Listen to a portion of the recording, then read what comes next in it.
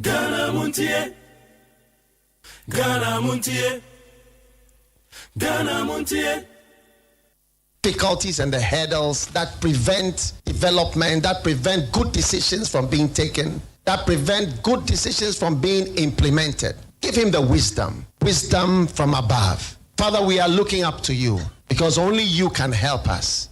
And now we thank you for those in authority, in every sphere, in every department, in every area. Grant them wisdom and deliver our nation from wicked people in authority. Deliver us from evil men who will sit in places of authority and do evil things.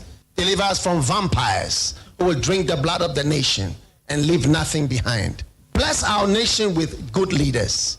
And for those that are there now, we thank you that you are helping them, that your grace and your wisdom is given to them to lead us forward into a good and a better situation. We give you thanks for your great wisdom that is now released into this nation. In Jesus' name, amen. Ghana-Montiie, Ghana-Montiie, Ghana-Montiie, Ghana-Montiie.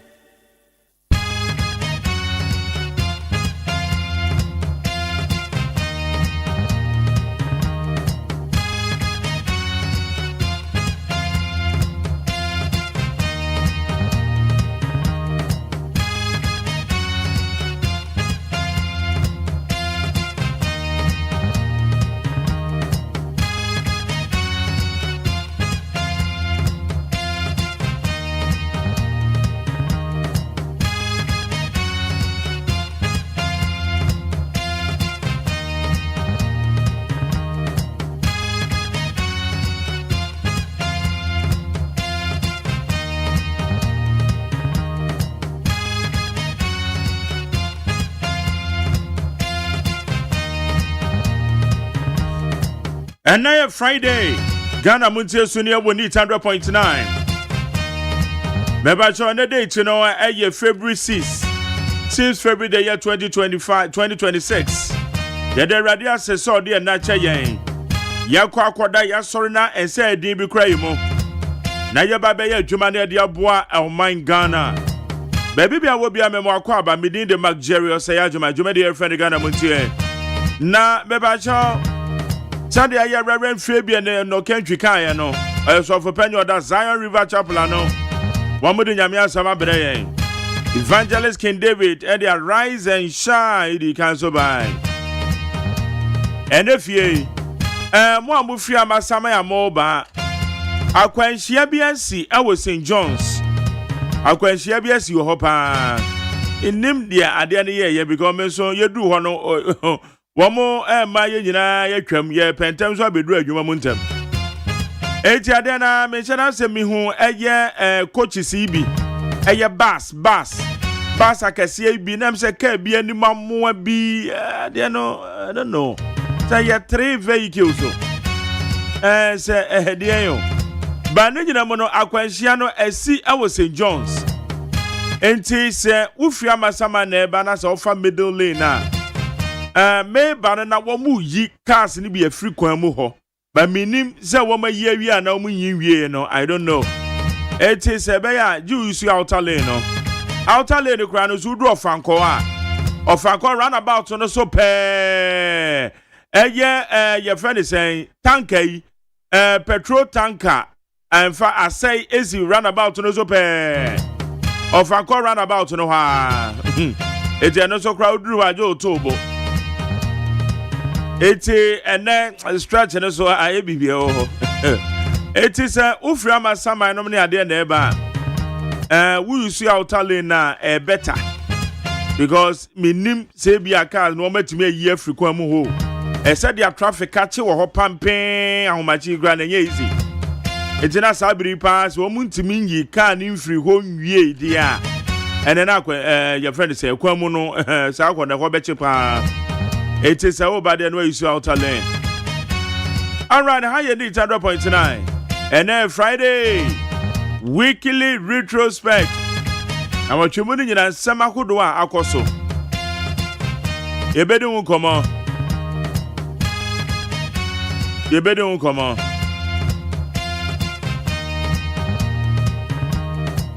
Ya wa be for town man so ho a ye de ensama godo e koso ho ye de bebro. Saranso ena ye wo de obon krata musem. Mame akosu eto na me amansan chia me kwabena mafu.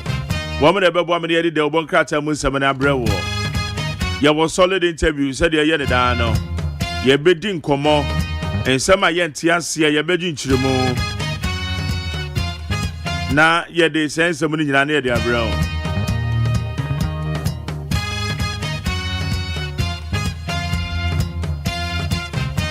Na moi aya na mubisa said na mtamakulu. Ye mami en kane no ye maslok panyin. Ye twetwa na se ade ne ba no. Ye wo mu ni se United States of America say na ye say ya che no credit ni no. O makwa akwa che no credit ni no long time. Ye mami said na mtamakulu.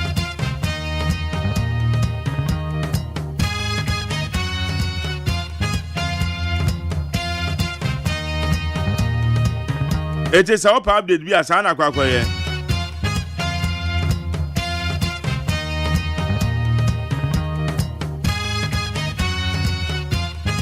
Na say University Senior Staff Association form strike and also won some akwakosi say.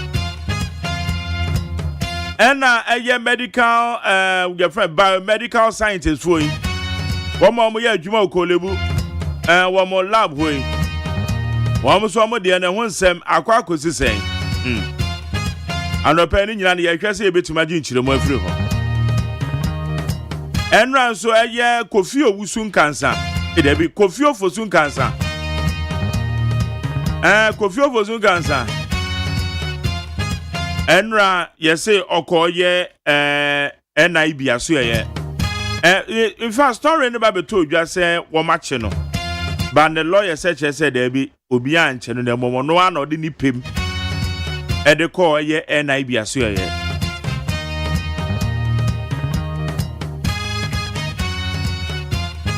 ni nyina ne ensem bi a odi tu dwa se eye foreign scholarships amanfo e twa de seliwa se gongongo it is ensem na in fact Ghana man penye issue directive say NIB ye hwehwemo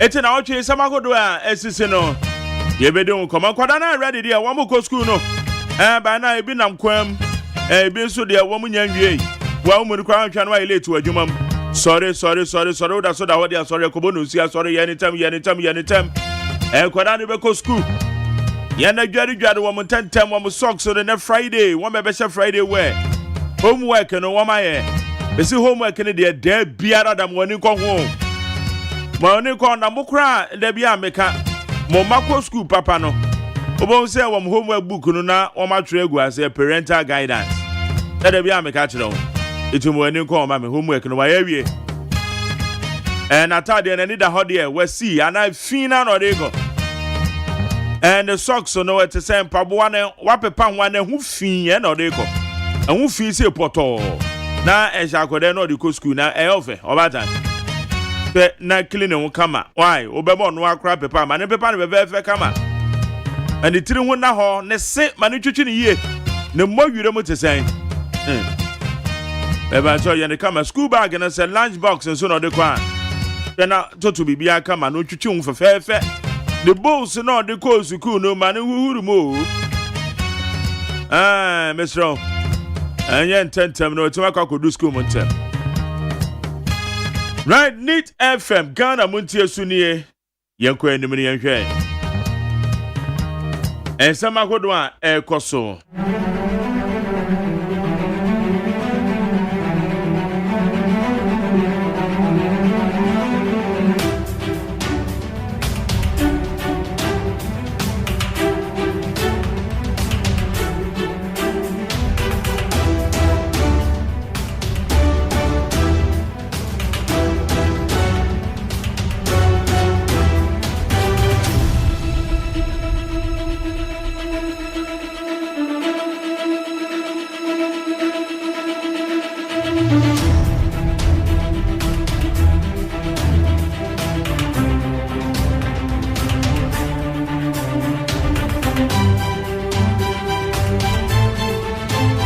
Media Sedane Emma peace from online.com, citynewsroom.com, myjoyline.com, checkoutghana.com, Star FM GH Class FM online.com, any other relevant news portals.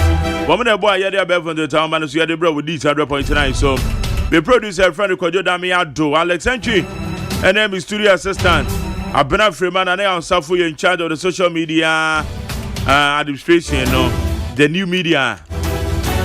Namedi aseda dia ma engineers achuagbo na jare na boaje adasa nkoroma womotu ne chinchin fidie ne kama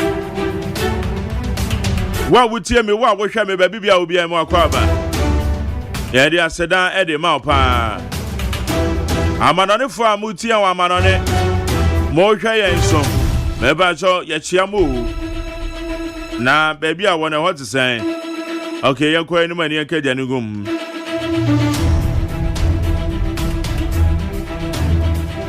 Yenche in Samakodo said ya SCA and a pay a would need 100.9. Let me ya, Mammy, I go see a tornam. Ononso edit the Obon Crater Moon Samano or the Bebre na Yensu Yahu in Samana who said Friday saying so they are. And Crater and the Dodoana register.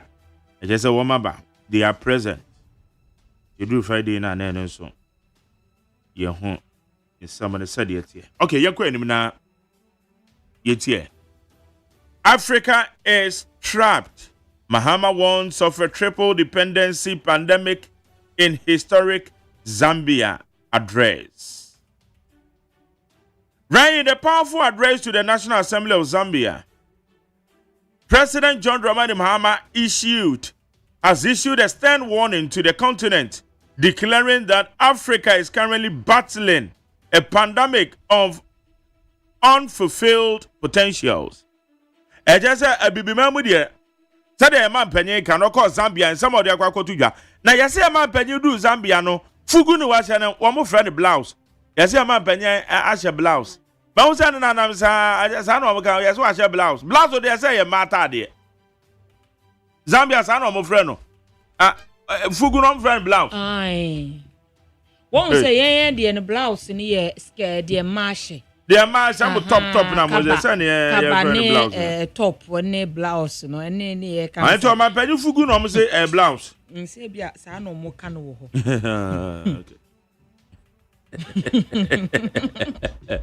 Zambia fu so dey mo yebi. You go anywhere. Eti am penny send the blouse on the come address wo hoyi. Na o kire say bibi man. Normal pa wa yo onim de enti kra bibi man say there. De biara dade ye fa ebonsu an ye sresre. Ebredu say ye betumi harness on the potentials e we bibi man. No me de mfaso de bebre e be me ani akwa ho ye pa. Africa needs transparent and accountable leadership to thrive. President Deguso Kaseyo. President John Dramani Mahama stressed that Africa's future hinges on transparent accountability and efficient leadership, warning that the misuse of public resources and weak institutions continue to undermine the continent's progress. Your man pensions say a baby my say your baby no man demu fine. Amemu papa hakuntabuo ne de amaye ho no. Eno na be me baby my di. Na eto da bia bo say ya kan difo yi omu akonta ma ne manfo amamu ne mu ayi sum kebisi ose sa de mo Former NIP CEO was not arrested. He reported to NIB voluntarily. Lawyers for the former chief executive officer of the National Entrepreneurship and Innovation Program, Kofi Ofosun Kansa, have clarified that he was not arrested by the National Investigation Bureau. So this comes after Jifa Gunu, CEO of the Ghana Digital Center Limited, indicated on the Facebook post that Nkansa was picked up after reportedly ignoring earlier invitation from NIB to provide evidence supporting his allegations. Okay. Ebusia eye Kofi Ofosun kansa ne sem bi okan say the medical bo amane no. Say OSEI eye foreign scholarships ye twa de seliwa. Ye man panya issue directive say NIB hwehwe mu. Ebia no evidence bi no fa mo NIB before. Eno ne ye say wo mo to nsa frɛ no no a call ye. Enye say wo mma be che no. Said ye su obi de koto ni Facebook. Ye say gifa go no. Wona do koto Facebook. Onso mo church na say enye no kra na mo nye careful. Bia obi wa bibia no de kwa koto ni Facebook. Nti eno so emuns enna abe. NLC directs university senior staff to suspend strike. The National Labour Commission has directed the Senior Staff Association of Universities of Ghana to call off a strike with immediate effect. About your Senior Staff Association, our most upon who do more Ghana. Omako strike. National Labour Commission said, Omo strike, no, Omo transfer. And some National Labour Commission for cry there. And I mean, my bremo. On between strike in the baby. Oh, NLC, edges, why you call off strike? NLC says strike where you're illegal. I didn't bet now, a boba, it's an almost one because strike na monte, Labour Commission.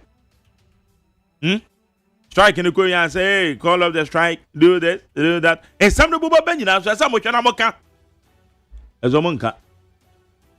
Omoko strike in the answer, but call of the strike is illegal. Okay, Busia, I had a meeting 70 BSU. Aye, Medan say, Uti Masopem. Media Sedane, my piece from online.com, citynewsroom.com, myjoyline.com, checkoutghana.com, Star FM GH, class from online.com, and other relevant news portals. Na eye Miami cousin aye friend no eye Kwasi Kwaten ombeka ya eye UK obeye exchequer the say Ghana the finance minister the only Ghanaian Bibiman Africa ogo hold that position ne papa free Mr. Kwaten it weekend ye be kokwa ben ye no e okwa ben. It's a former exchequer of the United Kingdom. Kwasi Kwaten, the papa, Mr. Kwaten. I was for a year no el kwabin weekend. Okay, Mame Akosia etonam. My Jerry.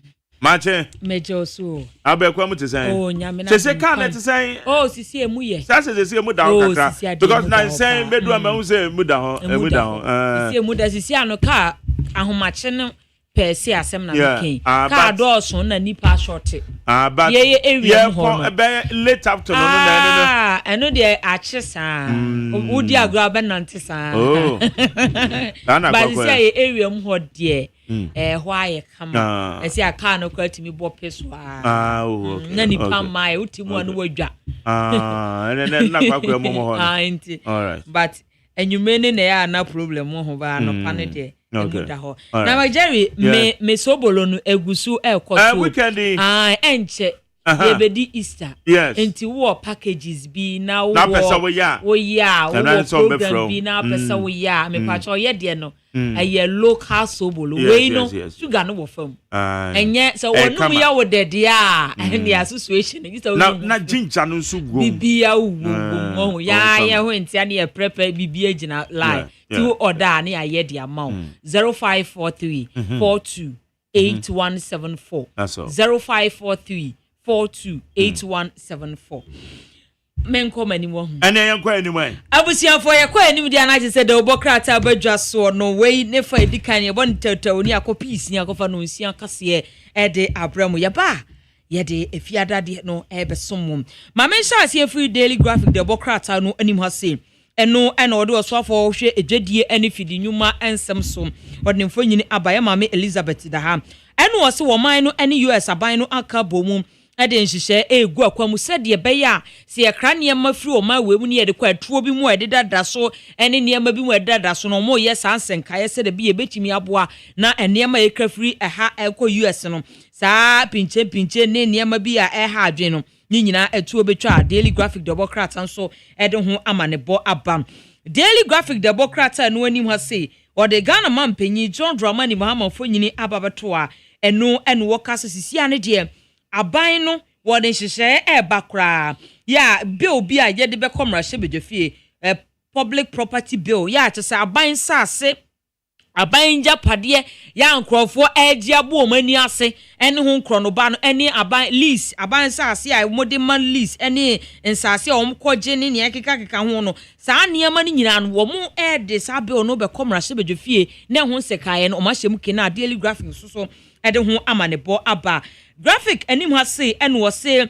aspirant enum ena wo mu HAC ayewaso East NDC ticket no nipa bi enum ena wo mu epre ya tese ho nsem so ewa ase a Daily Graphic de obokrata no ede ho amanebo aba na Magjerry NDC fo abato nyame adom e kira no mo eto ana ewo NDC ticket Ayawaso East okay ochina no mo ye primary ewo Ayawaso East ani NDC fo afro no ne NDC fo afro ete enipa enum na wo mu gina no ochina no mo kwoto o mo so aba ewo Ayawaso East ene kwa se me frɛ madi because na me come my confidence say general na say we o mo primary no Ayawaso East Daily Graphic Democrat anu anim ha say na workers no say Bank of Ghana wode niema egu akwam se de be GN Bank omo lances no wo metimi de ama wo mu biomu a Daily Graphic Democrat anu de ho ama ne bo aba na the Ghanaian point the Democrat anu anim ha say wode Ghana man penyi John Dramani Mahama fo nyini aba ni nyina ye kwan ya bibrem ye befa so ne yetimi di niema agu akwam ne yanzu yade ye ho na fe ya hyehye niema yie se de be ye betimi aboa ne yemanfo ho etumi ato wo mo ho nsem so wase a Ghanaian point the Obokrata de ho ama ne bo aba na the Ghanaian point the Obokrata no anim ha say what the Vice President Professor Jane na Opoku Agema o de fonyina ba enfonyini we de wo smale pa mami na ho ofe aba na no pe otum se fonyini no the Ghanaian point de aba no enye joke na the Ghanaian point the Obokrata no anim ha say na Vice President ebo amane no sia sisi ane de ye de hyehyɛ egu akwam se de be ye betumi aboa na fensu so eba ensase compensation cases ahodo ya sorry no wo mu ebehwe na wo mu apɛ ano pomasi brese de bi ebetimi aboa ma sansam ni nyina ano betimi abrase ya the Ghanaian point so ede ho amane bo abam na Ghanaian point anim ha sei na wodi se kokko akuafo ni abre pa na nsen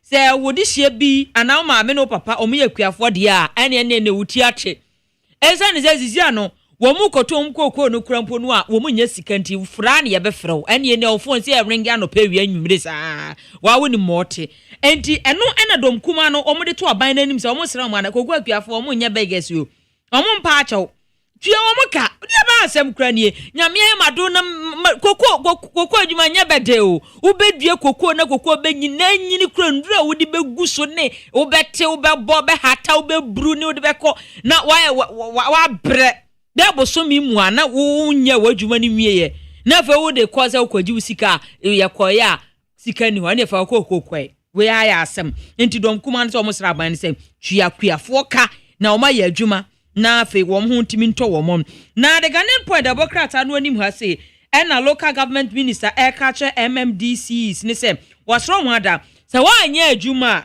ye wo kwatena ho na akaye honorable ene nda biada ni ye ma fans no wa anya adwuma wo se ye bepamo match be ko na wie ye de ne yapamo ya point so de ho ama ne bo aba point the Democrat anu anim ha say no se asofo a wo hwe sikasem so yera ato forcing eno wo se ya ne de se ye bekra gold raw gold ni ye de kwamo no ne na there be eto be twakra ye bedada ni ntizia de jewelries na de ko ene komade ne asomade ne de tututu yensa no ye bedada ani de ye bia no ye be ye ntizia no enkoye te se de biada raw gold ye de trade as abra ne ye ma ekra so ne ye de koda bi o medanda ani ya chose the Ghanaian points so ede ho amanebo aba ene anopai abusuafo ma me for the chronicle the Obokrata no na chronicle the Obokrata no ani ho sei na wo bo aba ne no se a na wo hwe ani ho sei a wo se onumonyamfo afanyoma ken na wo se Amampanyi John Dramani Mahama any NDC aban wo mo bitwe Ghana for pa ani jitu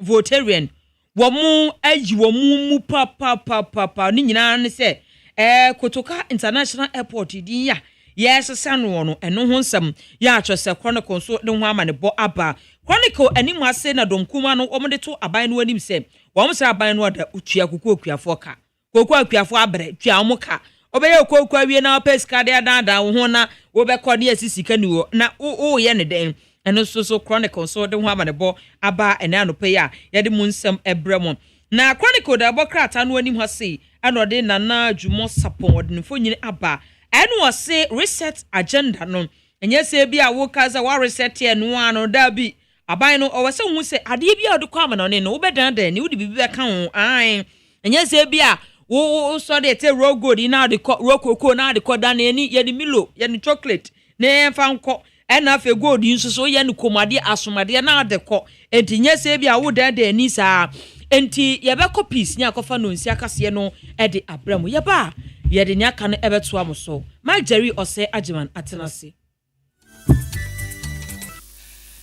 Abo no sia peace 104.3 FM sunia chimaima yemamu nyina ache ensema hodo ayabo ano memo ene amahodo so agudie mu nsam eka ho ena no pay yaka nyina abom ne yasinkonwa ede besomo ene yefiada bojaye kase ebo etwa no ho ede afa hello 101.5 yewadum ewokumase ye bankra hase ya okay 101.7 neat 100.9 yenyina ye worship house wo Abeka Junction Ghana ha eni amanone radio stations ahodo opi no nyina akabom emfa kasebu ya to apete ewiase ma adehye pepiankoma wo mo enya bi etie ena no pay ensemo ayede esomo no nea edimu akoten ebi eni Majority leader wa my Ghana mra shebedofie dia to just 24-hour economy policy na be nyame ya adoma nche be shase se ye dwuma Mampenye His Excellency John Dramani Mahama eda so a ewo Zambia memo enne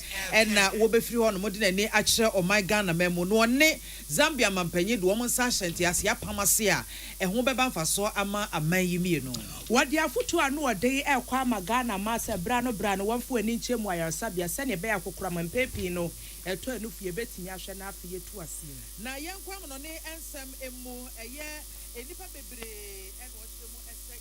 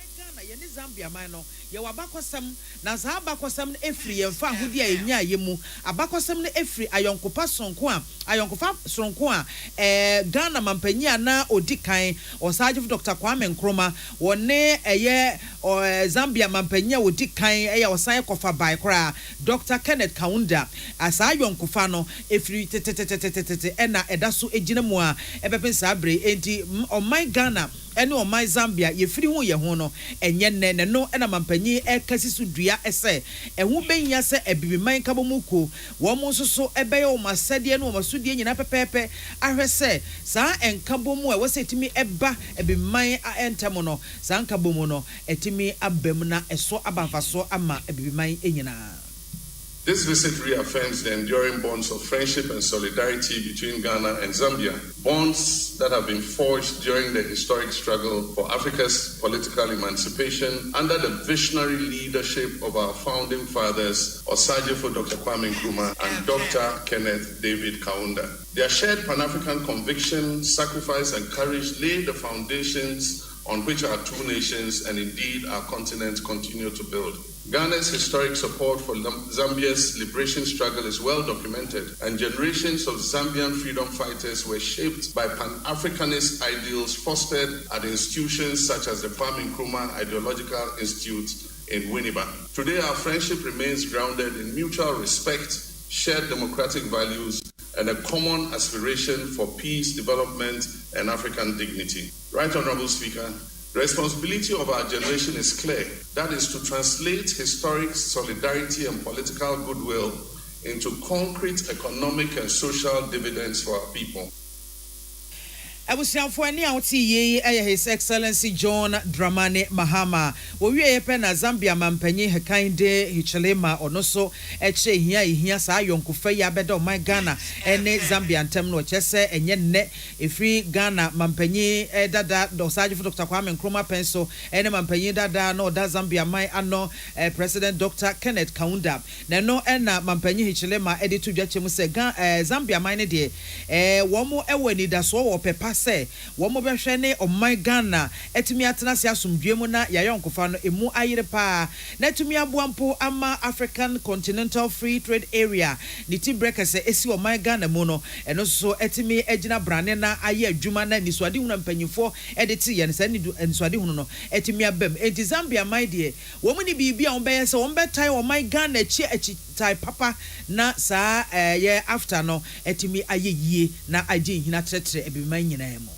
I just want trust bonds that Ghanaians have with Zambians dating back to our leaders, Kwame Nkrumah, President Kaunda, and the kind of relationship that they put together, that extended to Ghanaians, citizens, Zambian citizens, leading to deeper relationships, including cross-country marriages. Somewhat Ghanaians and Zambians have found common interest and creating or have created families over years. There can be no deeper relationship, Your Excellency, than that. It strengthens our bilateral relationship from the family, individuals' family, but also the issue of business. Ghanaian businesses, Zambian businesses working together over years.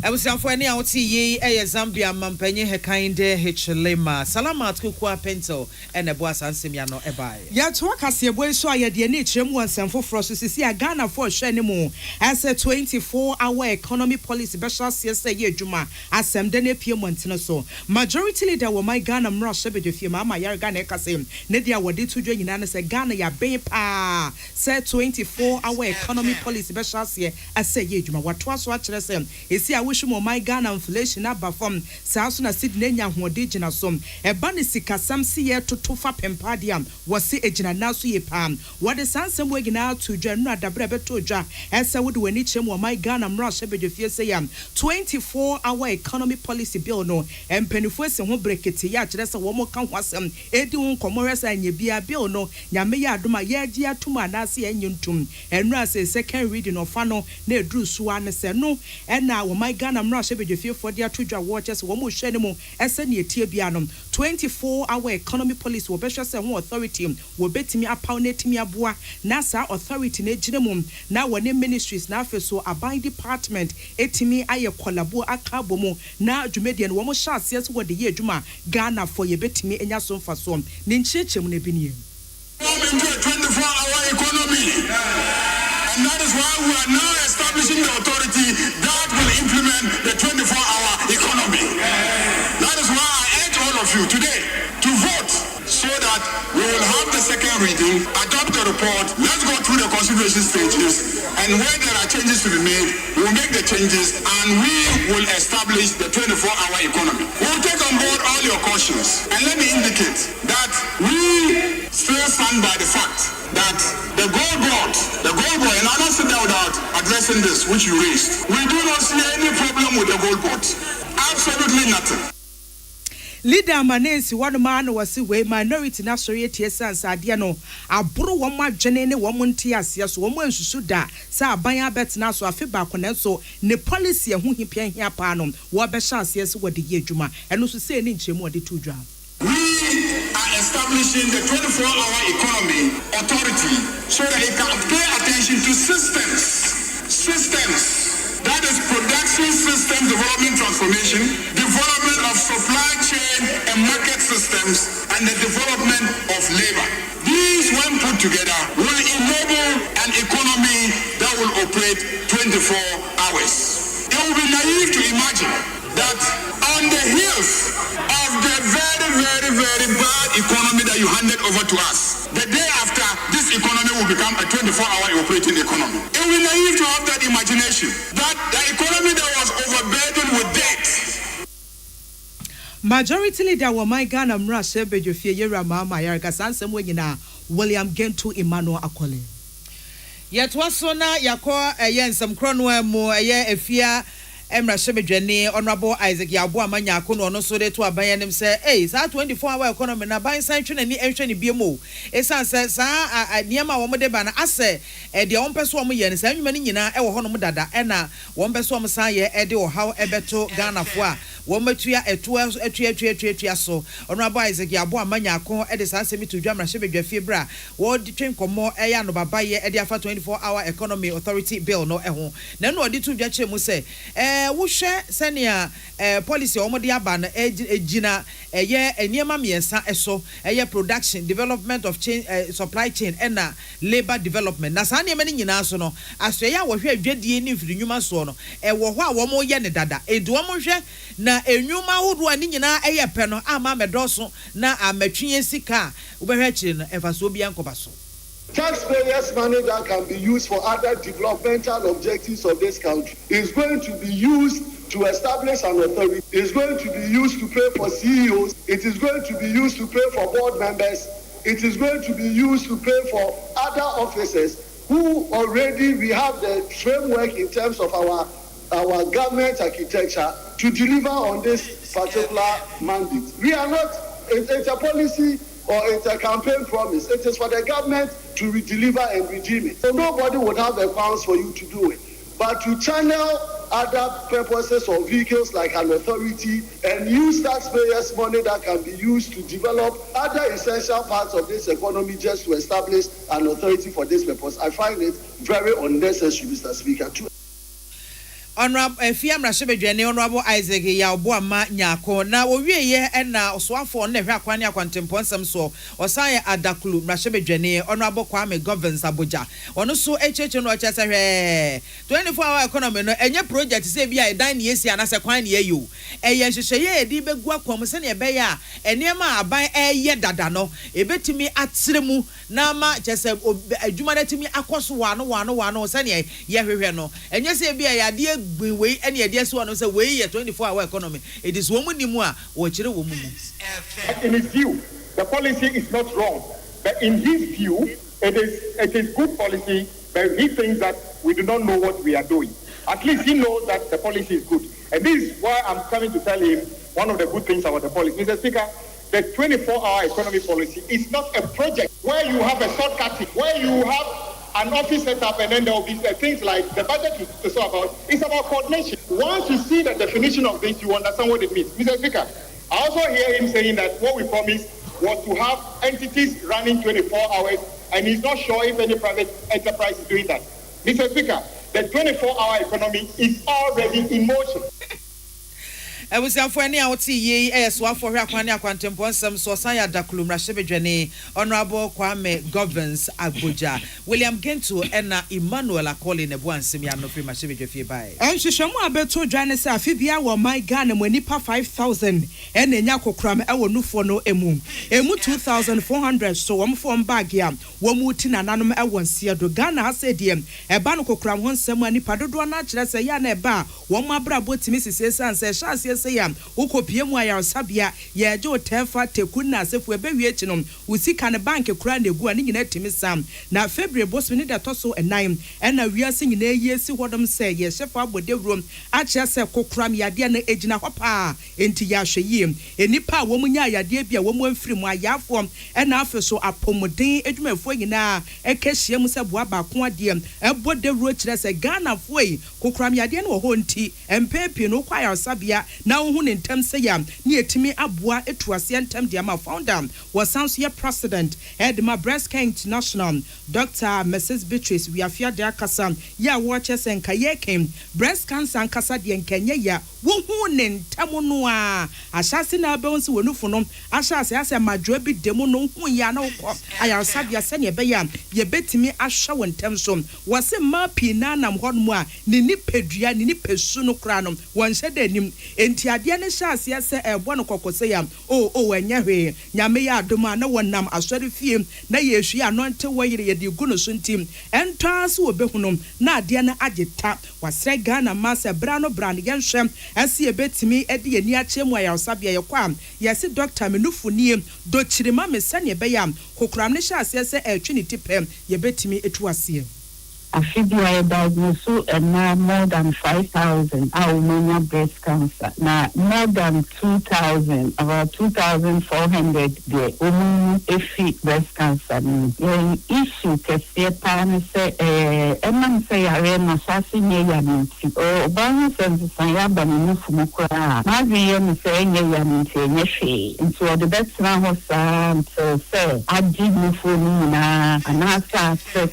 because breast cancer who characteristic ba kono say obinya aso wan hospital tema etre ko ahrawom etre ko bebum etre ko yadwinu etre ko yeta Dr. Manensi honoman wonya abotre ye nkyerɛkyerɛ de ma nipa a wo mu atwahia kyerɛ kwan a yade ne eba se ne siti ankasa Inside the Grundokrum Kitty Ababo Mufo Mama, Mufo skin night to say Anka, Mama. It's very this air cost uniform. Let's me about say infection. Let's me about to say cancer. And also say a call hospital, my check it. You call 6 regions, Nina Koshe. Say, regional hospital, be our Mama Siana. You who say Intesa. Ya can't be an answer in your feedback. Be my intino yegusua kamasem ye bodongo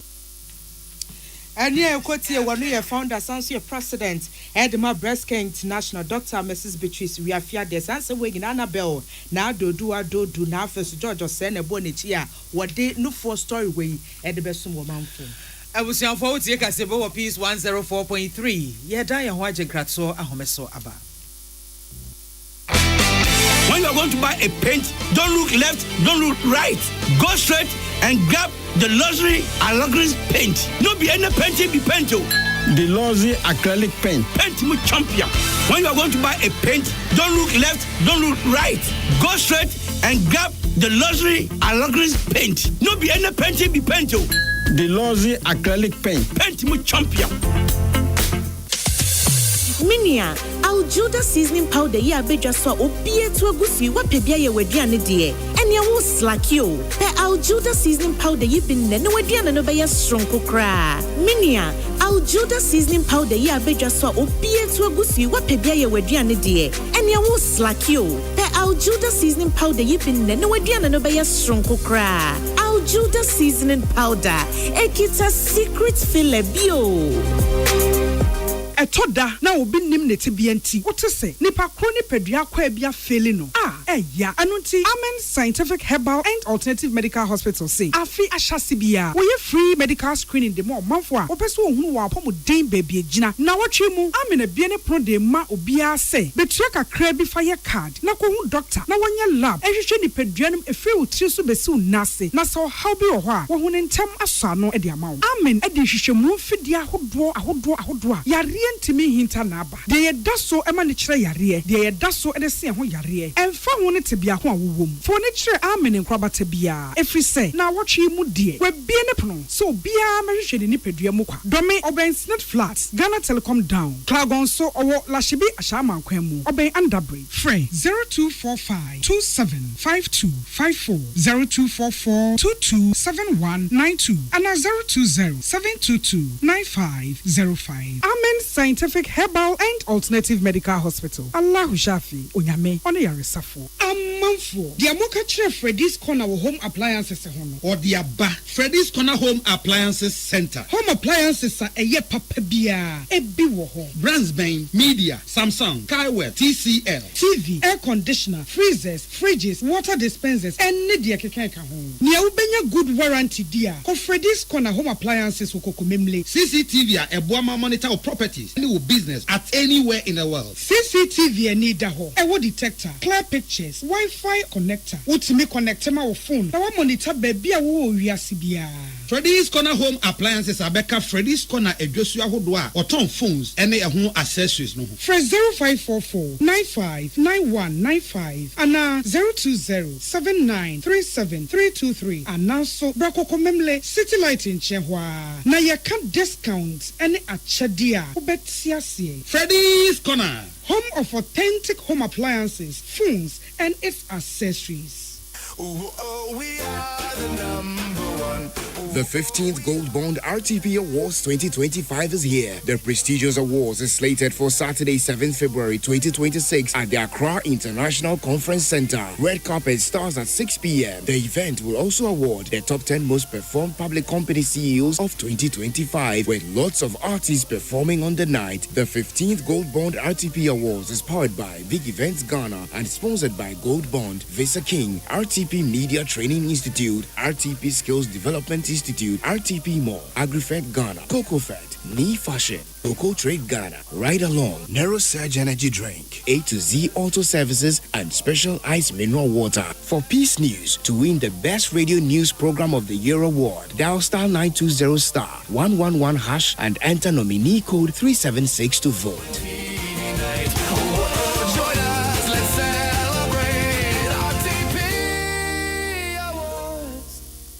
So wakoma ho hyehyew ana ebo periperi de broni kan hardband no a e de na se wo ye na se wo yam so atim so wo be pack na farmer Martin's liver salt tira kwan entem ahwie nsu agu glass mo ate Martin's liver salt no ba ko no na wo de agum wo be hu se ehuru wa glass ni mu na wa nom Martin's liver salt ye won orange flavor ana ba ko so ye plain wonu mu a ohu beto nemum edi na anu na ho nto wo a ko hu doctor.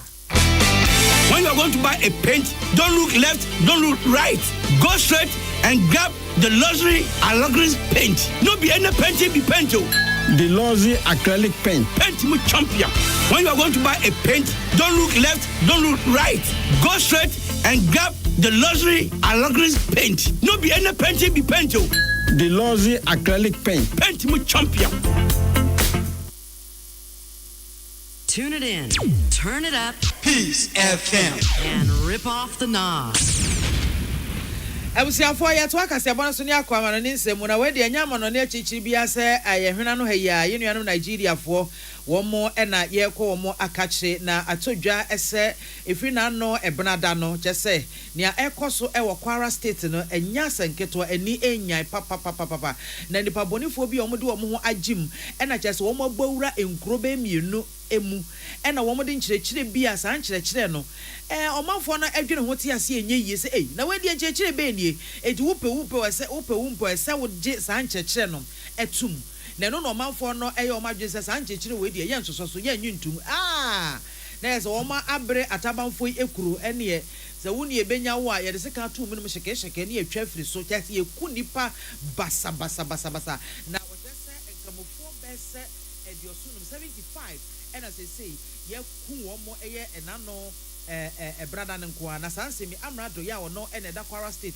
ano Abdulrahman Abdulrazak wono ene de sansemi eba betudwa na mranimfo ba akon so ese enye 75 na mmom no nipa 78 ena se esie yi wo ma esie wo mo a wo mu su se ahwe yi a enipa no a wo mo awuo no ebehwiri akosoro ezanso wo mo hwehwe se emu makobako be se wo ha ene aduoso ena wo mo ehwehwe se wo mo sabeka na wo matimi apeni nyina ekrabe na wo de ho sobo ni nyina Boko Haram atabamfo so won enetachira wo mo eku enipa yi totum na ochemu biemu a mampanyi a wono ne da Nigeria man no ano Bola Ahmed Tinubu wono so asoma asradom so wo mo Kwara State wono mo na nia ekoso bia no wo mo ma adwumre emra esanse wo mo susu se enipa bese wo ha aduosiam yenu na yakum wo mo efri saa aturenchemi emu na wo mo chese sa enipa bonifo atabamfo no wo mo do mani ekire ekura bi ya efre ho no Woro village eho ena wo mdo mani ekire ya wo mo chese wo mo ba na wo mdo mo cheche ne brew na wanya ntumudi a ene utiate na wo matwa uti na wo maku wo mo yebu omutu wo mo edesika tu wo mu mene mo chese ade na eni enyan pa na nam so ama wo chemu se kuo bi eni ho no mo a wa ba bonten abaji ama ne ho se ne ekoso no ono ena etaya chire na mmom no mampanyi Tinubu ena wo de ode ne nsa akire Boko Haram atutrafo eso se won ena betime ginya mbrase machi sei eti wo mo a nyobia en wasoma sradom se wo mo nkoi na wo mo enkoma pepepe yentimi enkoso ni komie ni adwobre enko no mo no chese o manfo no ye ba na wontimi a na na agya ye twa utinti grofo hu se ye kum nipa ne ade sa no ene ye wona woni beba ho so a atipa na wafa ho na ne wo do ho kawura na wakọ bebi abo ho agya na o chese wo yi ente koda no anda no a para se ko ne ko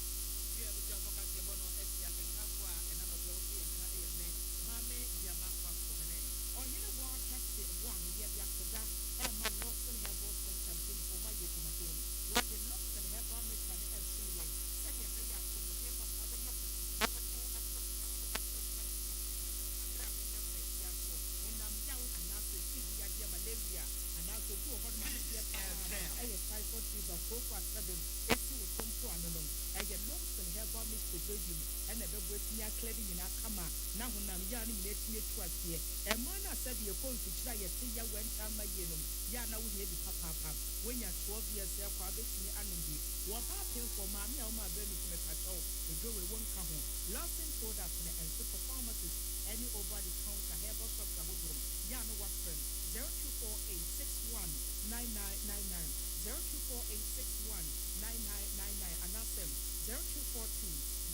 3577. Ma yes weekend idiom. Baby a boss na wo wo neba. Nti ni ka sha de ka wa ba ofie no. Wo se da ka tan ka wo so se so mo ko. Wo fa no wo hwe do mu nti no. Se pa ni tiem. Aye green ya na brown. Ana so think no e bi de anya kura wo. Wa ye diane na kare mu basa. Bi so kitchen fa no mo ko on ko. Wo nya ban se wo mo ba no. Ne ti ya ko na de chi. Ẹnu ade ti e ko ko ko.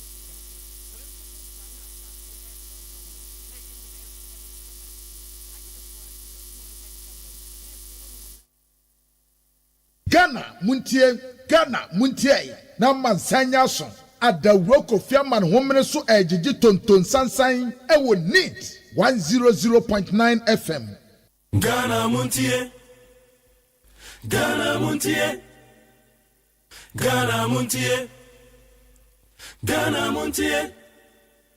Hey, catch it. Listen in here. And you ma beto to dia me baba no ho ade no. Hwem so betumi a. Hey, asew. Hey, now beka. Ya John to mami ensa duku portmanteau. This way chocolate drink. Na kan wo hwe afibian so beri ni waware ni a. This way chocolate drink. Na kan sia. Oh, asew. Wo den kan no tumu ho. Me be mo anu so hye kura de aka ho. Wo hwe de wapi ho. O ka se batete. E da fom ho. This way chocolate drink. Kra cha be pe baba ware yi. Asew. Ye fi ase this way chocolate drink. Ya sorry anopa no ne yenom ye be hwe fridge nom no se snack ye nya hoho a no ne de serve wo mo ye didi wie ne ye pe bibia bogu ya de so a this way chocolate drink ne yenom and this way no ti ano a he se kire wom kokko wom brick wom bibia wom ade wo hia ne so hye this way chocolate drink de wo hia ani so hye FDA ahwehwe se adwede nkratoe mo agye atum se eye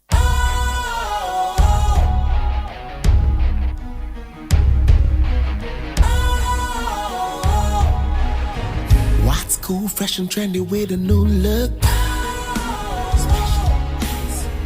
Makes you feel real good, that refreshing vibe. Satisfies you right just the way you like. Do you know?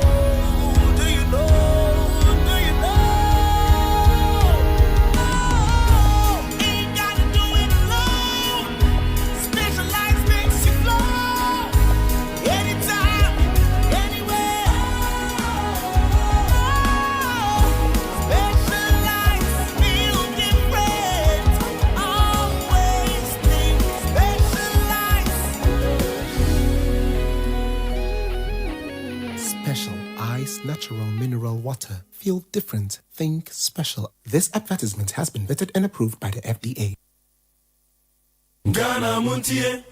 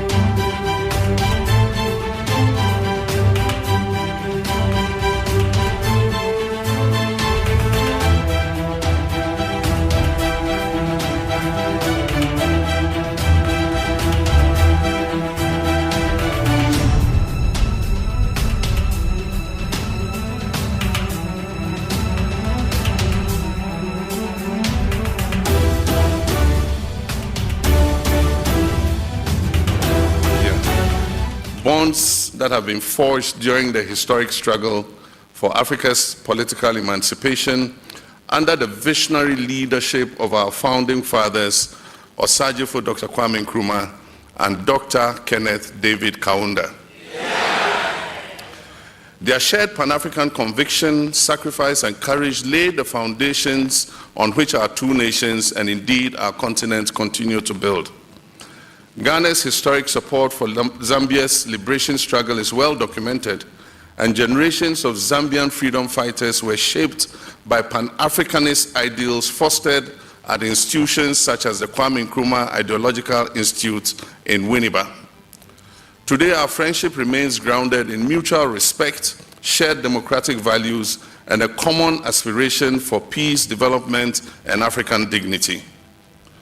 Right Honorable Speaker, the responsibility of our generation is clear. That is to translate historic solidarity and political goodwill into concrete economic and social dividends for our people. Our forebears won us independence and nationhood. Now we must win the fight for economic transformation and prosperity for our people. We must confront the battle of the economic emancipation of our country at a time when global geopolitics is undergoing tectonic shifts. Today, global humanitarian assistance is shrinking, official development assistance is declining, defense spending is rising, and traditional multilateral systems are under strain. Africa therefore faces a different pandemic, the pandemic of unfulfilled potential. Millions of our young people remain unemployed, health systems are fragile, and economies extract wealth without building capacity. Madam Speaker, Africa must confront this changing reality with transparency and pragmatism. Only days ago, I had the opportunity to address global leaders in Davos, where I spoke about the Accra Reset Initiative and the urgent need for Africa to redefine its development trajectory. Too many African countries remain trapped in what I describe as triple dependency. Dependency on external actors for security choices, dependency on donors for health and education systems, and dependency on suppliers of critical minerals while capturing little or no value. This condition undermines genuine sovereignty. History teaches us, however, that a crisis can sharpen resolve, and so Africa must take its destiny into its own hands. The Accra Reset does not seek to disrupt global partnerships. The Accra Reset advocates the forging of new partnerships to transform global systems that have been rigged against Africa and much of the global South for a long time. We must reset the narrative through unity of action, self-reliance, and the leveraging of our comparative advantages for industrial growth and economic transformation.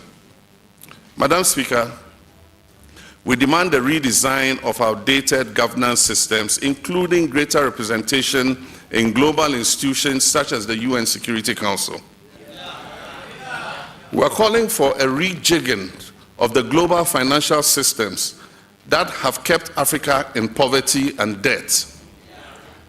While we must work collectively to achieve these objectives, much depends on how we act locally.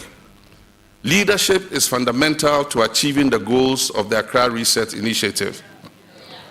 In Ghana, we've started taking action to change our narrative. Since my return to office 1 year ago, my administration has been guided by a clear, pragmatic reset agenda that is focused on economic recovery, macroeconomic stability, job creation, and inclusive growth. This approach is anchored in fiscal discipline, productive investment, good governance, and strengthened regional cooperation. We have chosen execution over excuses. We have reduced the size of government to 58 ministers and deputy ministers, including regional ministers. We are digitalizing public services to fight corruption, and we're investing in skills for the future, digital green skills and industrial skills. We have restructured our debt to invest in people, not just to service loans. And this is what resetting Ghana means, and it is delivering results. Honorable members, I'm pleased to note that Ghana has made tangible progress. Inflation has declined sharply from over 23.4% at the end of 2024 to 3.8% in January 2026. Currency stability has been restored, with the Ghanaian currency appreciating by 32% and ranking among the 5 best performing currencies in 2025. We've successfully renegotiated our debt obligations on terms that safeguard our national sovereignty and ensure sustainability, and we're steadily exiting the IMF extended credit facility with dignity as partners and not as supplicants. Our sovereignty and ensure sustainability, and we're steadily exiting the IMF extended credit facility with dignity as partners and not as supplicants. These reforms are not merely national achievements. They contribute to regional confidence and integration. And in this regard, Zambia is a natural.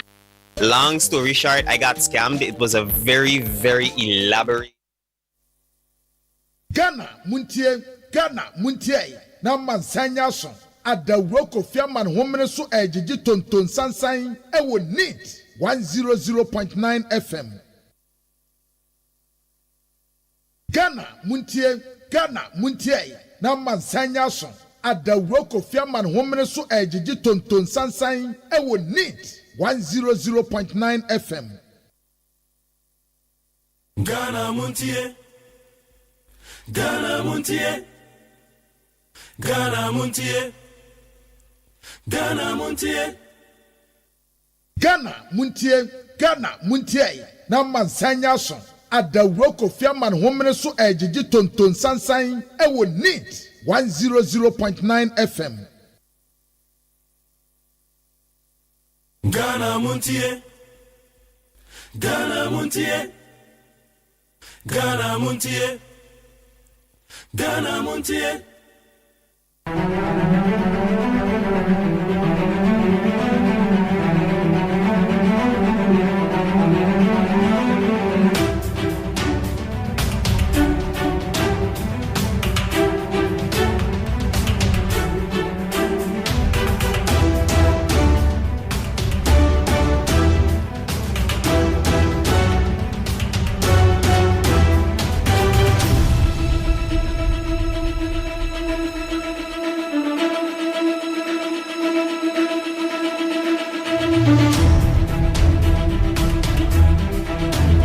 Yamakwa bed the bandit 100.9. Jumede for the Ghana Montie. A transfer baby Jumade de boy my Ghana. And some do Friday say now. And some no is in our community now change to the son say 70 days ya.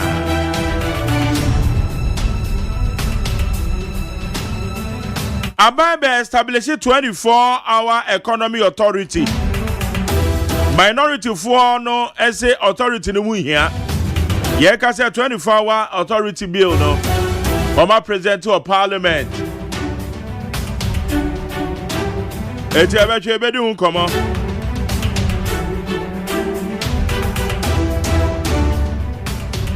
Yama panye so ne yete nka no. And somebody kokoto a Zambia wa mu General Assembly name. Just like to say Ghana your parliament. And your man panye kokasa ho.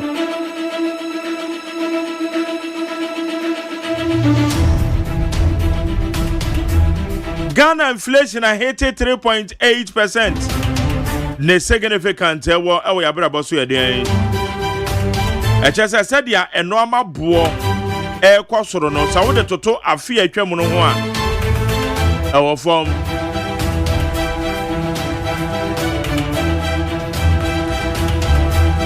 Na Ghana Water Company Limited say e ka beye 2 billion Ghana cedis na emene wo mo. Ene ntina ma o madwuma no aye ye bibia ho yi. Ena na wachi anso na ye Lands and Natural Resources Minister.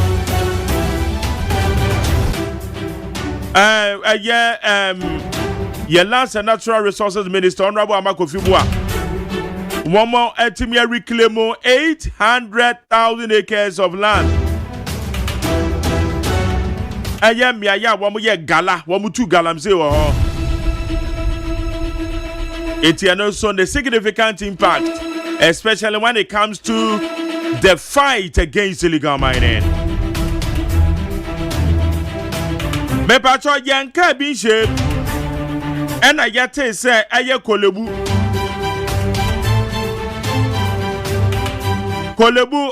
medical laboratory professional workers. So one master na Ghana Federation of Health Allied Professions. One more and that ye a good form and also young coma e wako yakwa amane so na yene Edward Ayim, acting chairman Ghana Federation of Health Allied Professions. Yenu ni nkomo. Edward Mache. Macho Mejoso. Brown at say. Yes, adum. Michiao ene wetiefo nyina. Etiefo ejo so pa. Good. Na pacho allied health professions. Oh. Okay, allied. Okay, it's Ghana Federation of Allied Health Professions. Mo. That's a pa. Na yaka Ghana Federation of Allied Health Professions, sir. Mono moya himfwa. Aha. Inti apomudi ejuma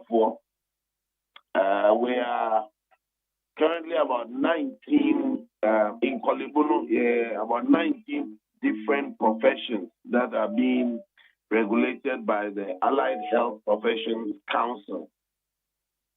In the lab for X-ray, scan, for radiography. We have physiotherapists.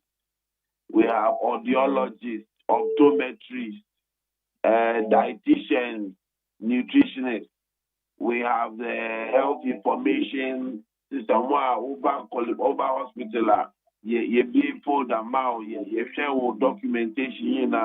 Just here also and got a public health for America.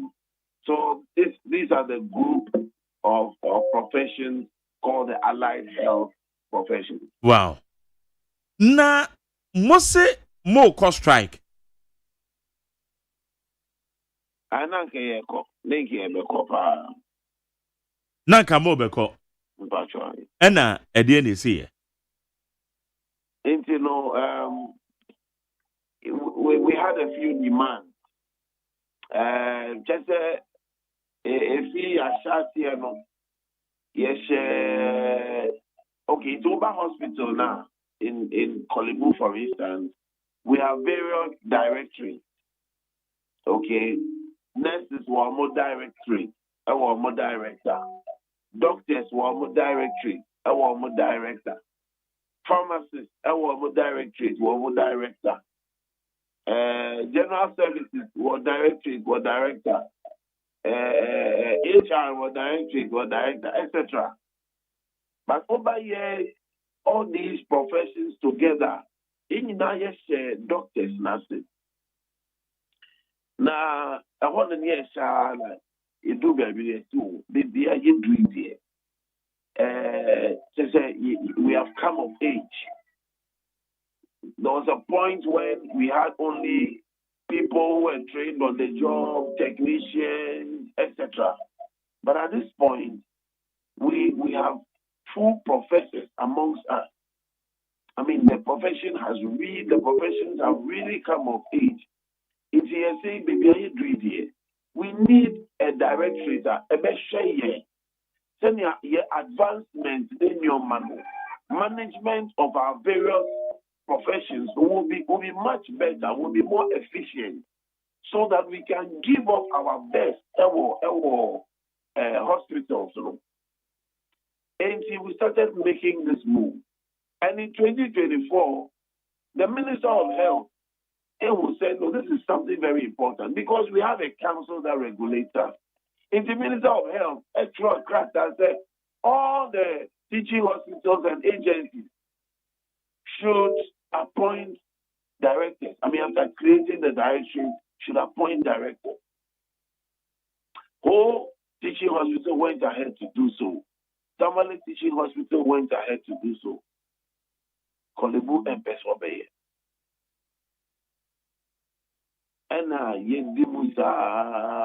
the old government, when new government came, your mom of bread, your buswek casta, chese, who say, tinting to India, yem pese, ye be jimu, na, yankasa ya de, only ya say, also. In the bedu, not chese, he has the two in the Shukoko, the two form. It stands there. I say, yeah, the abe non-entity. Yeah, we that is the issue. On Wednesday, we were supposed to, we gave an ultimatum that Wednesday, 4th of February, yeah, the new we go from, it's a stay at Jumadia. I say, you not the opposed to be a day, I would be idea. A woman bit to me, I am almost no one yet. Yes, we giant matter. A do honor and a happy year. Cat and believe. And we had some agreement. So eventually it was agreed that, yes, this one should be done. We had a crunch meeting at the Ministry of Health. I'm a chief director HR or ministry, together with the board, chairman, and management of Kolebu Teaching Hospital. And yes, so in it is important. Allied Health Directorate, the director, no, into your day, she to acquaintance, and then we wanted the appointment of a head for the lab staff BNC, laboratory staff BNC, and the appointment of a manager for the central lab in Kolebu. In the Wednesday, then we got the appointment letter for the lab staff BNC head, the training, and Muntie, strike Libyo na Yabakoso Akasa. Na yashwenye maakani na enontina yenya anchor strike. It's a mood declare say kamo be call strike na ma calling it off. Oh yeah. Okay. Now my yente no maybe asio.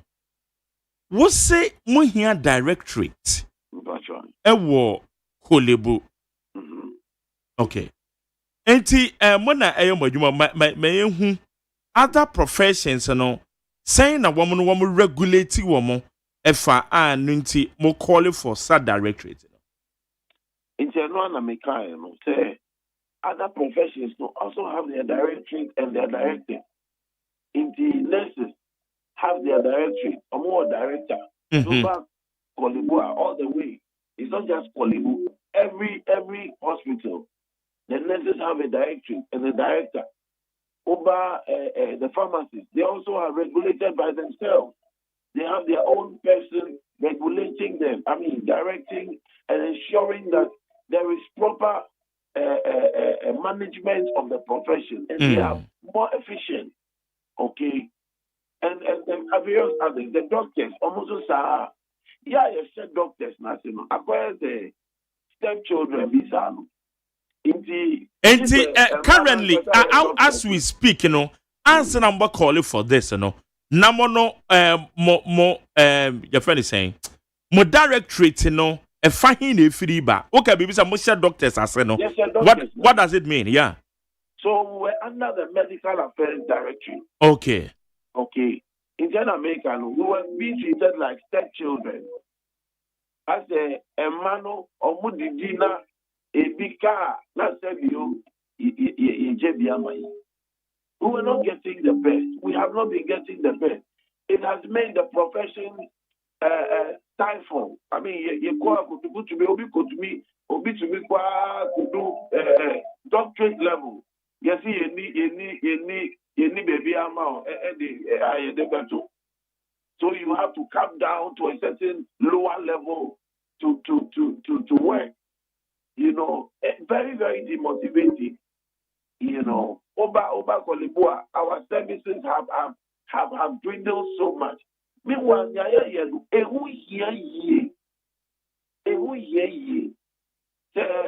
Dr. Angela, the doctor radiography, and just scans, Miss Anyo Manama, the physiotherapist, the dietitian, the optometrist, audiologist, the young doctor, want to be any. Okay. This is a collaborative ministry. This is something we do together. Unless doctors yes, we are not yet the bomb. Not a demo. Now, so a bimo, ever say a bimo,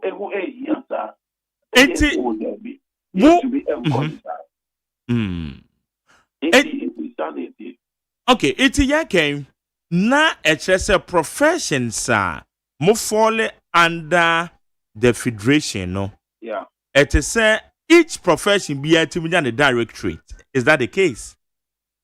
So at this point, you pray say all the 19. In fact, we are more than 23 professions, but the 19 currently in Kolebu that are regulated, no. You be saying 19 different directories because it be more na okay.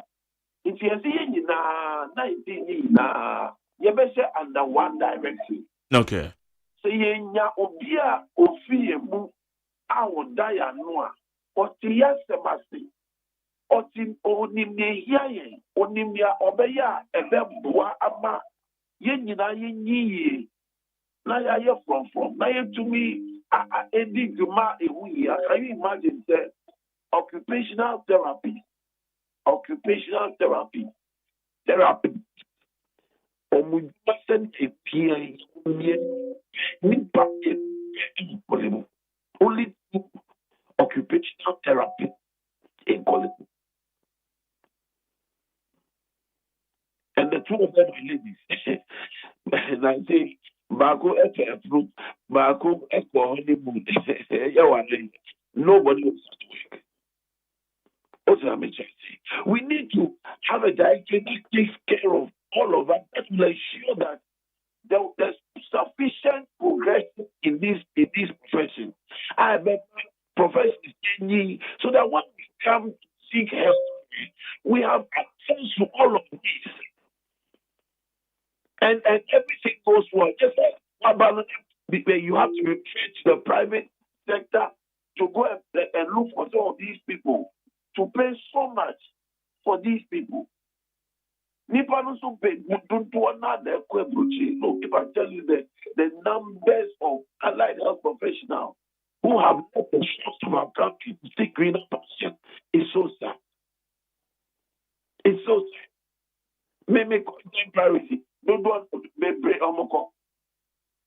because we just don't see say if you man who be ban for swama. Okay. Into ebedu baby I was saying on the baby. Yenya ehia na extend the fata. Na en profoso school who say I can do that. We can't all become doctors. We can't all become nurses. It will be a standard group.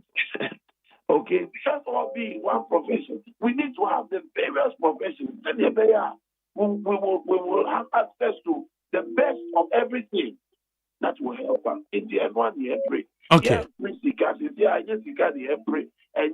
conditions of service in the every we'll be able to give up our best even for ourselves and for the generality of the population of Ghana. All right. Now, what can say a BMS, a biomedical scientist for no? Now say there has been an appointment letter be, and now say and no a DNT a mamo a train so no. One of our demands was that we would have the laboratory sub BMC under the Allied Health Directorate Now you obia or your allied health scientist or your biomedical laboratory scientist. And that no. And also you know prayer. It's that morning, no, and it's tell me who say we demanded a appointment because everything had been done. Sorry, everything had been done. Interviews had been conducted, and the person had been chosen. All that was left was the appointment of this person, and we said nothing should hold it anymore. We wanted to see that appointment because now, you doctor person that lab and yes, also master ever. And yet doctors in one and you or more health profession one they are supposed to be leading. Okay, it is not right. Oko manomi baby entesa. Intade na hangwadi. Doctor person that will be no yebisa ehunte. I don't know doctors omo got that entesa no. Inti eno na yejina enaso. The Wednesday no pa na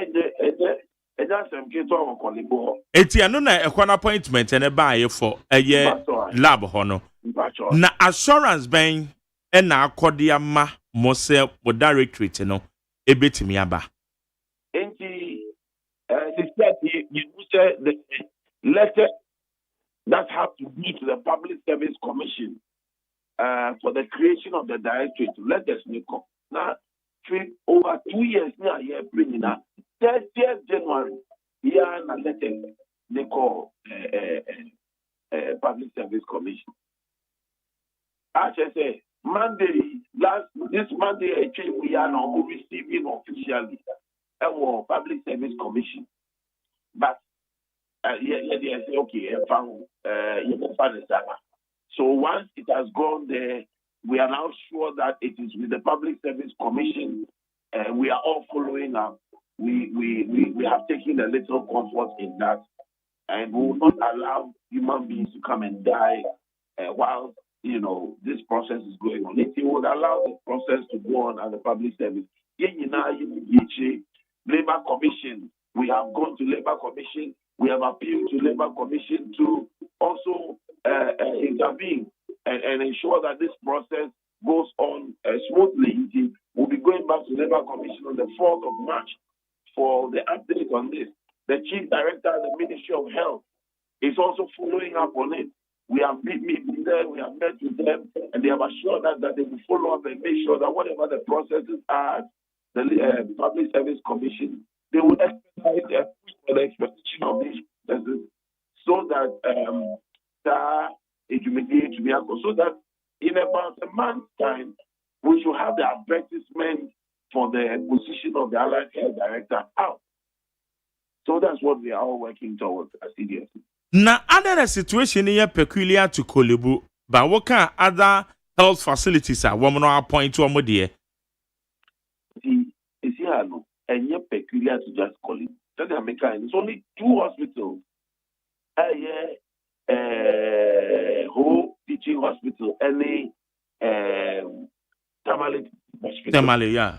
The teaching hospital. Confirmation almost started process, but I could do baby and it just up to now you need the cost. But here you say the premier hospital is Kolebu. So it to me cost of Kolebu is here. For the rest, it will be a matter of cost. It will happen in all the because I think say mobile fight to one common goal rather than say okay Kolebu for your media confirmation for be media where naka activated the near who say agye adwuma kwa yaresa bia yeah. It is a plan.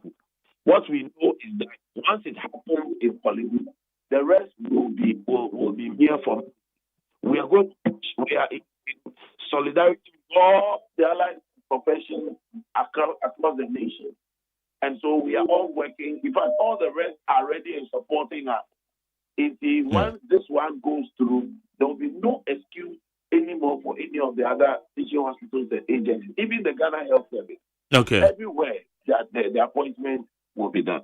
Na honde tamaledia no efficient more effective because wo form directorate na makeke dia guidelines bi ne kwan yamba fa so edi omudwuma ka ho nti wo na wo matimi appoint no wo de nyina so ben no mo de ye adwuma. In the whole teaching hospital, is more the booster child of this directorate issue.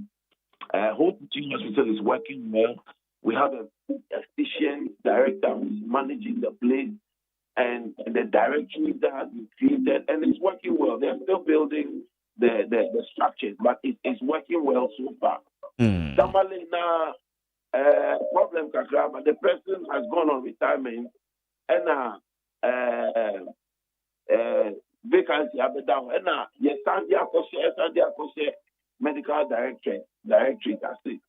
So in Tamale now, the medical director is currently acting as the allied health director. But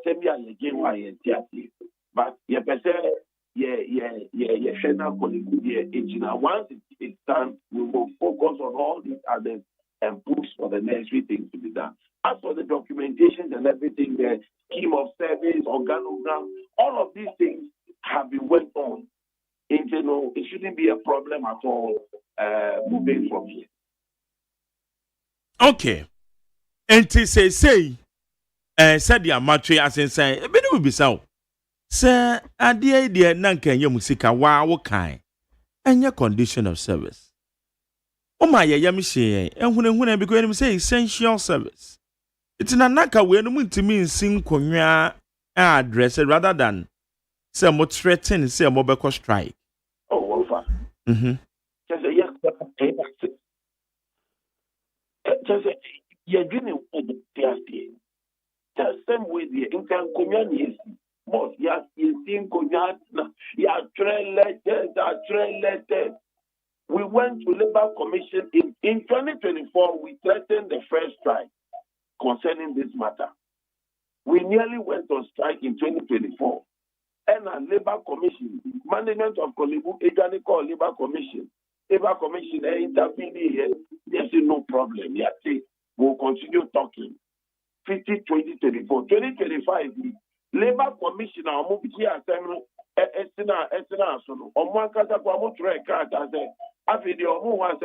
because now Kolibu management, Emba Labor Commission.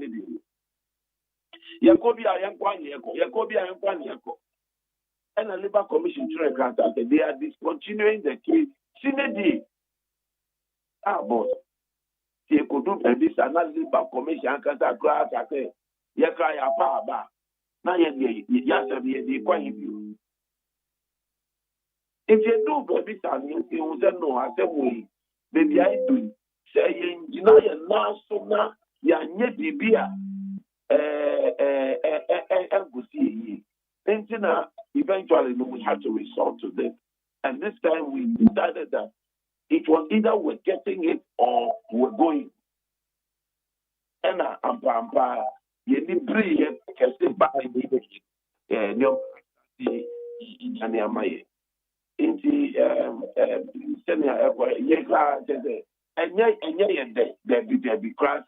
strike because strike no and yet I hope from one ever affect you ever affect you yes to me a patient. Oh, we are cutting to me a patient. And again, if any life is lost, it is not life that can be replaced. It's something that we really, really thought through, and this has become our last resort. This has become our last resort. Strike, up to the day before the strike, we still were in conversation. We went to the ministry. We had a crunch meeting at the ministry all the way till evening, all to ensure that we would not go. Me as the chairman and hey, maybe leading on the strike, and all the implications.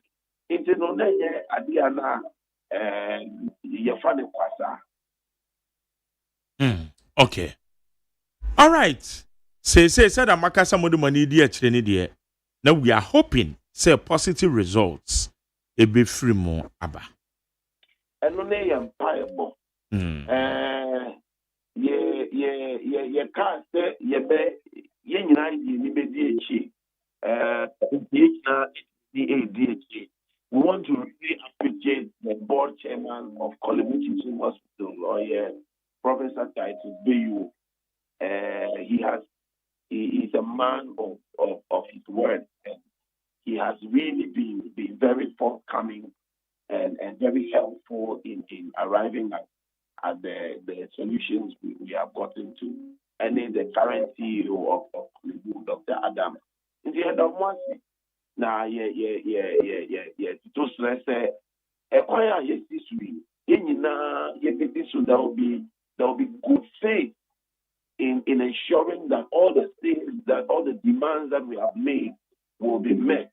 Now, as about health environment level, now you 2 months and it was now Ghana money now will benefit from it. Indeed, yet the one thing that is cost was stressed. Omuni so ever cost why you must see na yama BBI. Edward, Yadama say when you didn't come on. Mr. Medas, baby, Yame Ishra one song. Abusia Yane Edward Ayim, acting chairman, Ghana Federation of Allied Health Professions. Only any didn't come in. Nina ne say one more years and come over because strike on it to one me Kolebu. And I'm say one must say one more cars, one more here directorate. Then yes, one so be show be as say. Then so my car and penny phone tea. And it's an canon because strike. And now penny for come home. And winty and a one more train. A year strike and assassin. From our channel 0201162746 0201162746. Ghana Montie. Ghana Montie. Ghana Montie. Ghana Montie. Mami akosu atonam amansanchi me kwamena mafo wo me na wa ha ya wo me boa me krata ne mu nsam no wo mo e de abrem agos ya go my jerry party eja eye pa se wo mo atimi atwe asensan ne pa no esan se wo kwa ya asabe edu ba bia ya na won nsam no kirekire mu ya na ye nti ase enti ye koye hwehwe mu no a eno na be kire yare no kofarbai se bi a lab no we ni na ya be ko no mu ni ho de na ese ye bewu who hospital sometimes ultimi church o yare mu a doctor I am miss fraction say sometimes yare ni bebre symptoms say iti bi a wakeka say obeye sure no so koye lab we be ko na say omu ni ho a na ese asam ato na the doctors for we dey adwuma then ye say mo para ma akonom na eja eno no de wo de bra no ase bata ni tumi nsa ho yenda nyamiase pa Maye yenko enim pa yenko enim dia na yese da obokrata abadwaso no we in the fight so bi enu ene yede baba somo yensa asem free the Ghanaian point the obokrata no na the Ghanaian point the obokrata no anim so the Ghana mampanyi John Dramani Mahama mfo nyini aba na ebra na omampanyi ekopie mu ewo Zambia ya twese National Assembly world no omo ekasa no nenom en wo se ekame ese abibiremu aman de onkwafo masum ya fidio se ne wo wontwa ya anom wo masum ya fidie na fidie ne de ba bi edu ne ya hwe ya ayi ya ne sa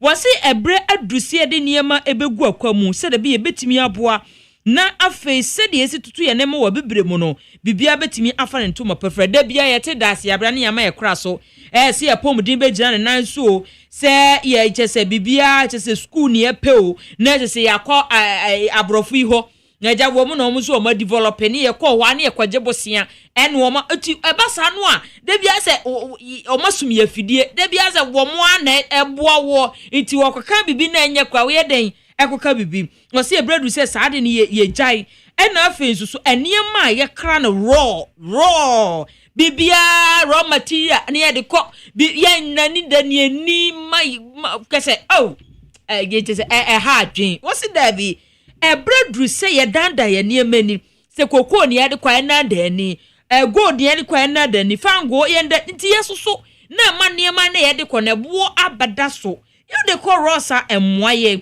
nti wose sa niema no na eka ho a won de osusu se bebre mu kame se wo musumi ya fidie enye no nko a ubehu se mabunu dodo ye Africa ha se youth dodo na ni adwuma ye enti woni adwuma ye saa no na kyese ye daache wo he daache no so no ye mabundu bo so be dodo na ne nam saa basa no a na kyese abrabo no akoye bia ho nti basa no a ye ha adwen enu achi wo se ye ma ye ni konfidi nyuma ho enfidi nyuma ho se de be betimi abo edwadie ye di ye ni wo ye nyonko ni ye nyonko ntam se de be betimi aboa enti ebra na Ghana mampanyi kopie mu ewo Zambia woni wo mu edi nkomo no sansem ni bia wode egu akwam no se ya hwe antoto a ekame ese fidie no a omasom ye no ebenya yen ya de Ghanaian point de bokrata so de ho ama ne bo aba na wo hwe de Ghanaian point de bokrata no anim hase ya wo de Ghana mampanyi abede akire Professor Jena na opoku agyemafo nyin aba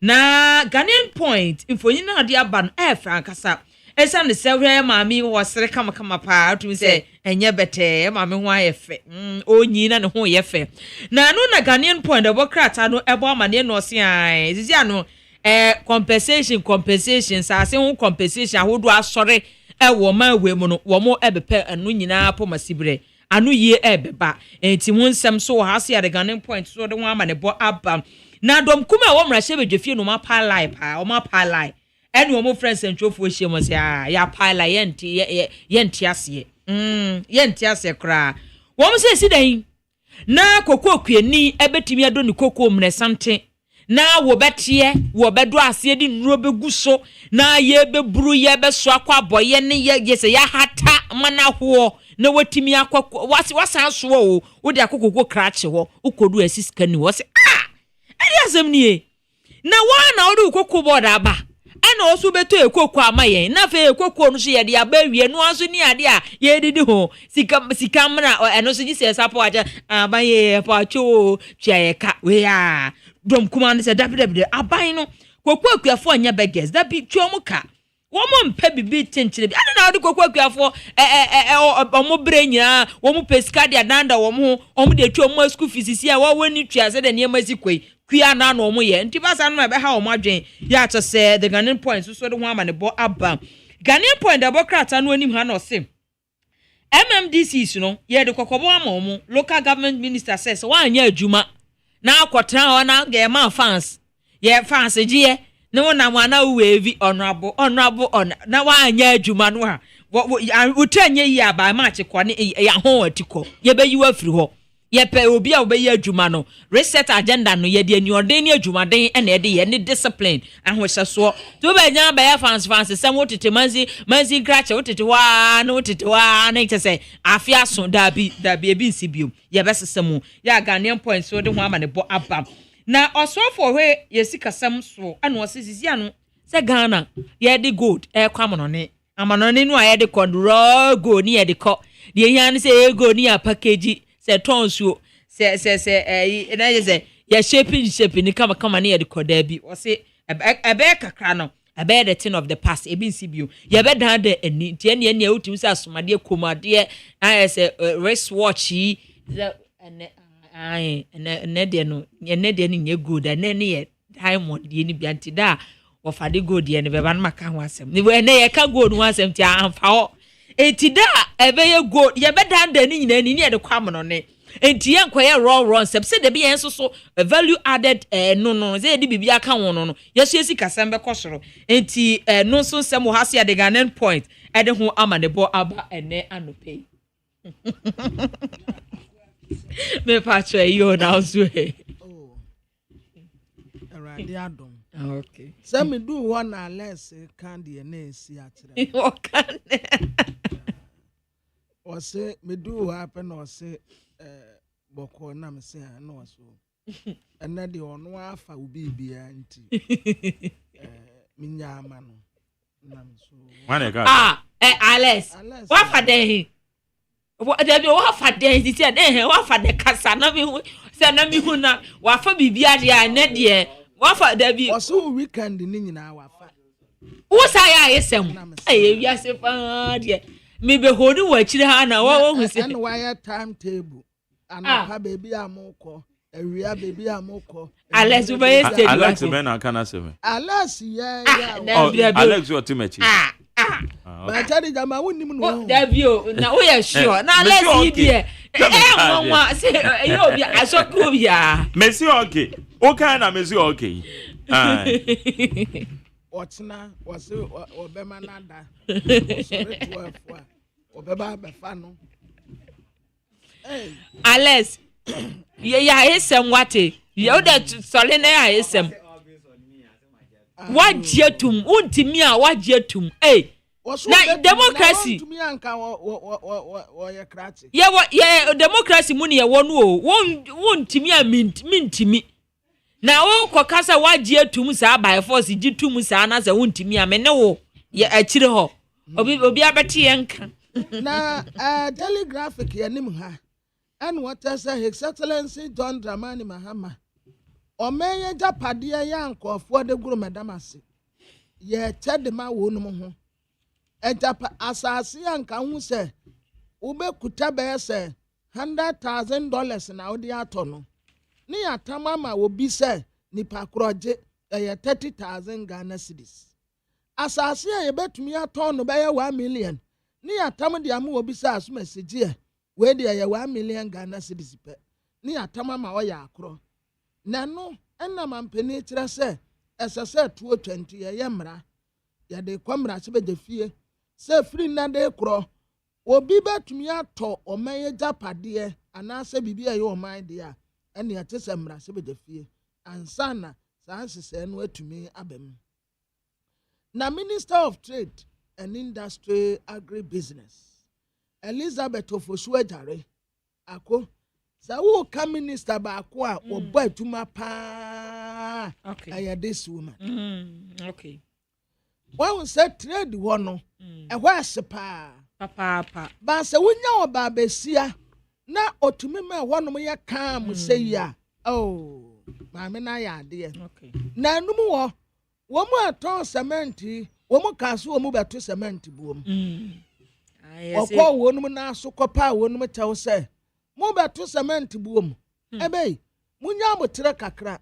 en wo mu se light bill no eku wo mu enti wo mu ya hu se enye yetisi wo mu tum wonu wo mu tin en wo mu tisan ye Elizabeth Ofosuejare mu a mutimi nka bia mu nka nkyere no se wo batuma papa ma ya min sraw ani atuma awo ye amen yaso a minor secure trade lifeline ya ye ne agwa ya sen renew sa asem ya me kan kyere se ye batumi de ya niam afri ha akọ United States of America en wo mo so de no a wo mo de ba no sa pepepe dwadie nsese no ya sa asem kina NDC amanyoko enipenum ena omukọ akọpre wo ayawa so is etrese urade ya adom a wotena ena omukọto aba no akoyi ni obegina tikiti no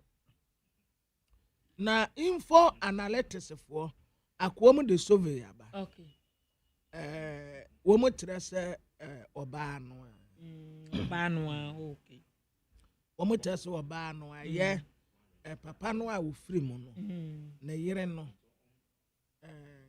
wono ena nkunimdie no ebekwa ama no ena asa tinye bia nse dani okay waho because boys no a wo mu area ho no so wo mu sore ya ho na abrofie no wo mu ko wo mu konso a oba no a na wo ho yeah waho wo kwa oba no a na wo fie ma katre da se ma katre da se ebi kura da ni ho na da frema ma se wonu mame mame no ano no enti wo mu ne no aya familia wo mu ne no ya familia wo mu nyina nim wo mu ho ya wo mu te ba bi ba ko enti wo mu chese de akeka kone de oba no a enti yewura baba jama wono kura de se urade adom oya ambassador your friend His Excellency just say Nigeria hɔ no a wɔwɔ no nansɛn ɛwɔ ndwo okay Nigeria hɔ ndwo Boko Haram for na basabasa ye ne ade ekoso ho but in all this no babe jama betumi awo hɔ a se wo mu di eba enti baba betumi akodi eba ne bi wo be kwa akodi eba ne bi na wo mu di ane ne bi mpo de se de wo mu di ye movie ne event eba na ba eba na ya gare no a wo mu dikura wo mu sabe nkumu no a no wode ni mfa titidi edi ya no mo tia no ma san de ato omu di wode bi abobo so omu de sa mienu no wa mia so wo shine shine no ala tafo wo mani muye kura wo mu tie no wasan de wode ato adia no wo bom a wudie nti eno ansa nka wutia now they are boasting no na what ya no they are to benku we there wo beti no bam no what they are to nsa left no mu what the left no mu amwa no no wasa the right na say miati hey okay see you mu culture is I no mu didi but omu yade omu nuane no a ewo omu showcase omu culture ewo omu movie mu agusi soup ene die nkomu nkonya onte say alata movie was fried rice continental ogbono se de meta he omu movie omu ta cancer ogbono soup minimum the cross titru pa ne say nipa no ebia maame ne befra kwantuo mu aba na wose wonye bibi ma no na wose wonnidi wose man no you go eat na wakan aduane no a na woyema no no the soup no akoye no wode aba omu sokesi omu quarter ene omu nyom anyum a omu to no yakatire obi ase enum bia obebo bia yesi yehu Nigeria bibi wom se omo rhythm and aso omo kasa eyese omo tibi wom enti omo tini ni a omo bɔ no pepem sa wo bɔ enum kra wo ye musician a esese bi bem okay ene omo kasa no nso sa wo ye movie a sa ye brofo kra esese bi bem ye ne ye de ende ya na entesa ba na say movie no omo ya ade especially script no a wo mu tane nketen no akabeneza ne na squad no checheku ne pokunum ne ade wo mu ya ade pa na Matilda nso ya ade abrewa mafia wono so oya ade pa wone ne ba kwabena na abokuma dikness abokuma wono so ya ade pa wone ye no fodwo na ba kunya woka hu aigbe aigbe macho obano wono bo de I'm very fini di ba me hono ami aigbe ni me oya no hu soja okwa wale a ma me soja mi refini di la ono no hebe ma no wasi ubanu ontimi nhwe mi o mi na mi hwe ubanu ma mi bisa ubanu ma me se wo yi chop money wone ne ba Elizabeth ni tumi jeje no aduane no a obedie no na ese wo kohwie nsuo mi de mi se aduane no kura atubo obi what the sample omudini de and enye mai se I was ahead also ne bai tiatia no kokko bi no Elizabeth ne na ya akwala no na ma me na nkase ono de ayigbe bibi me refi ni so no omo ya ade omo jiji ye ni social media no a nkofo tena so a ensem hunu ne niam ensem fata na omo de ye no ebinum make good use of it Esese zokpa anti zokpa mo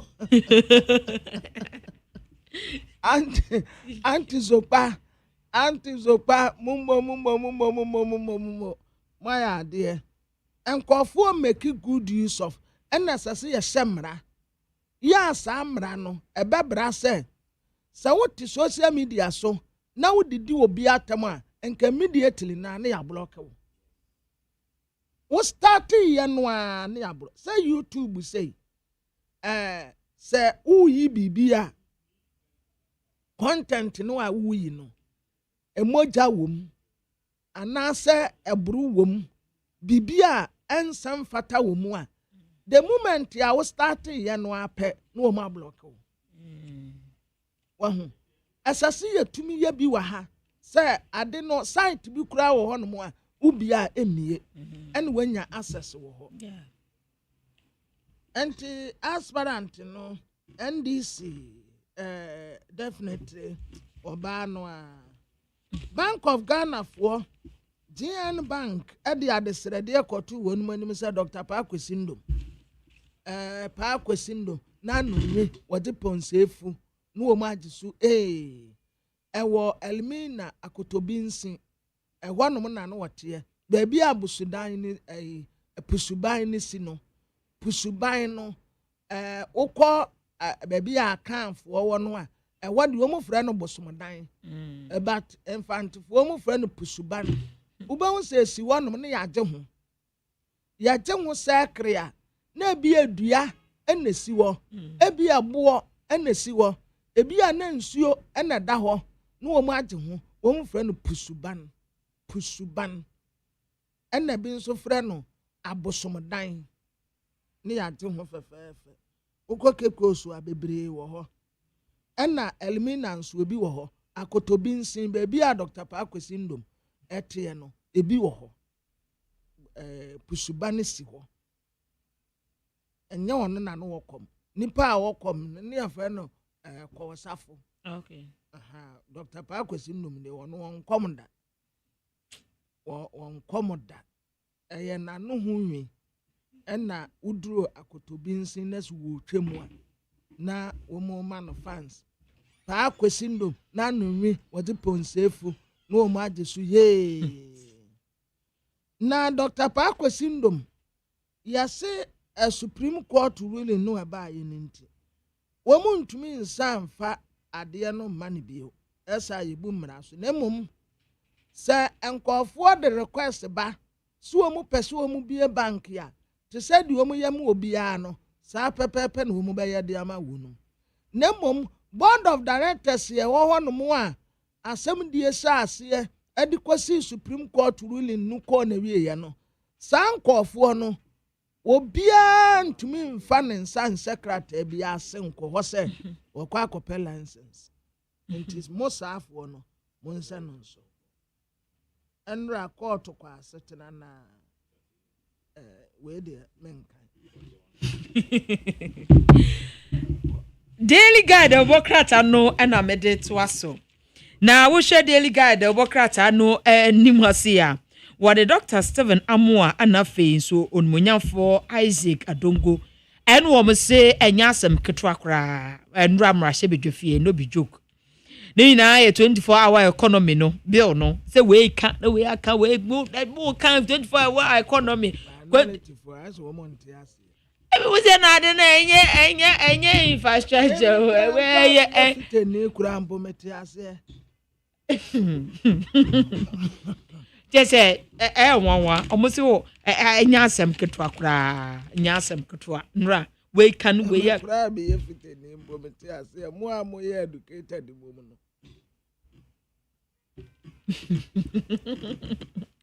Daily Guide obokrata anu anim ha sei ene wo bo amane na amane bo wo bo no ene wo se management ma scrap dealership NNEST Metal Co Limited ena wo mo ede adeswede to aban no anim sem wo mo sere no ada wo mo company ya yetwemu no enam so madwuma ye 400 wo mo etitifia wo mo entimi enya adwuma enye ha adwen pa na wo kinkan eba ase no a wo mo ekire mu se nano ada nano ada ena enam so Margaret Accra Regional Minister onumunyanfo Linda Okulu omo ebedi wo mani genuine mu hono wa na yebetu company no ma wo metu mu kyerɛkyerɛ ba no nyina ne sɛ wo se ye electrical company wo mo enema bi o se Electricity Company of Ghana wo mo cables bi mu ena wo matonton a wo mo de ye adwuma na eno ena wo mo kyerɛ mu sɛ saa de no so nenam so a so boy de bo mo a enam so mo company yetimi atum no mo srɛ sɛ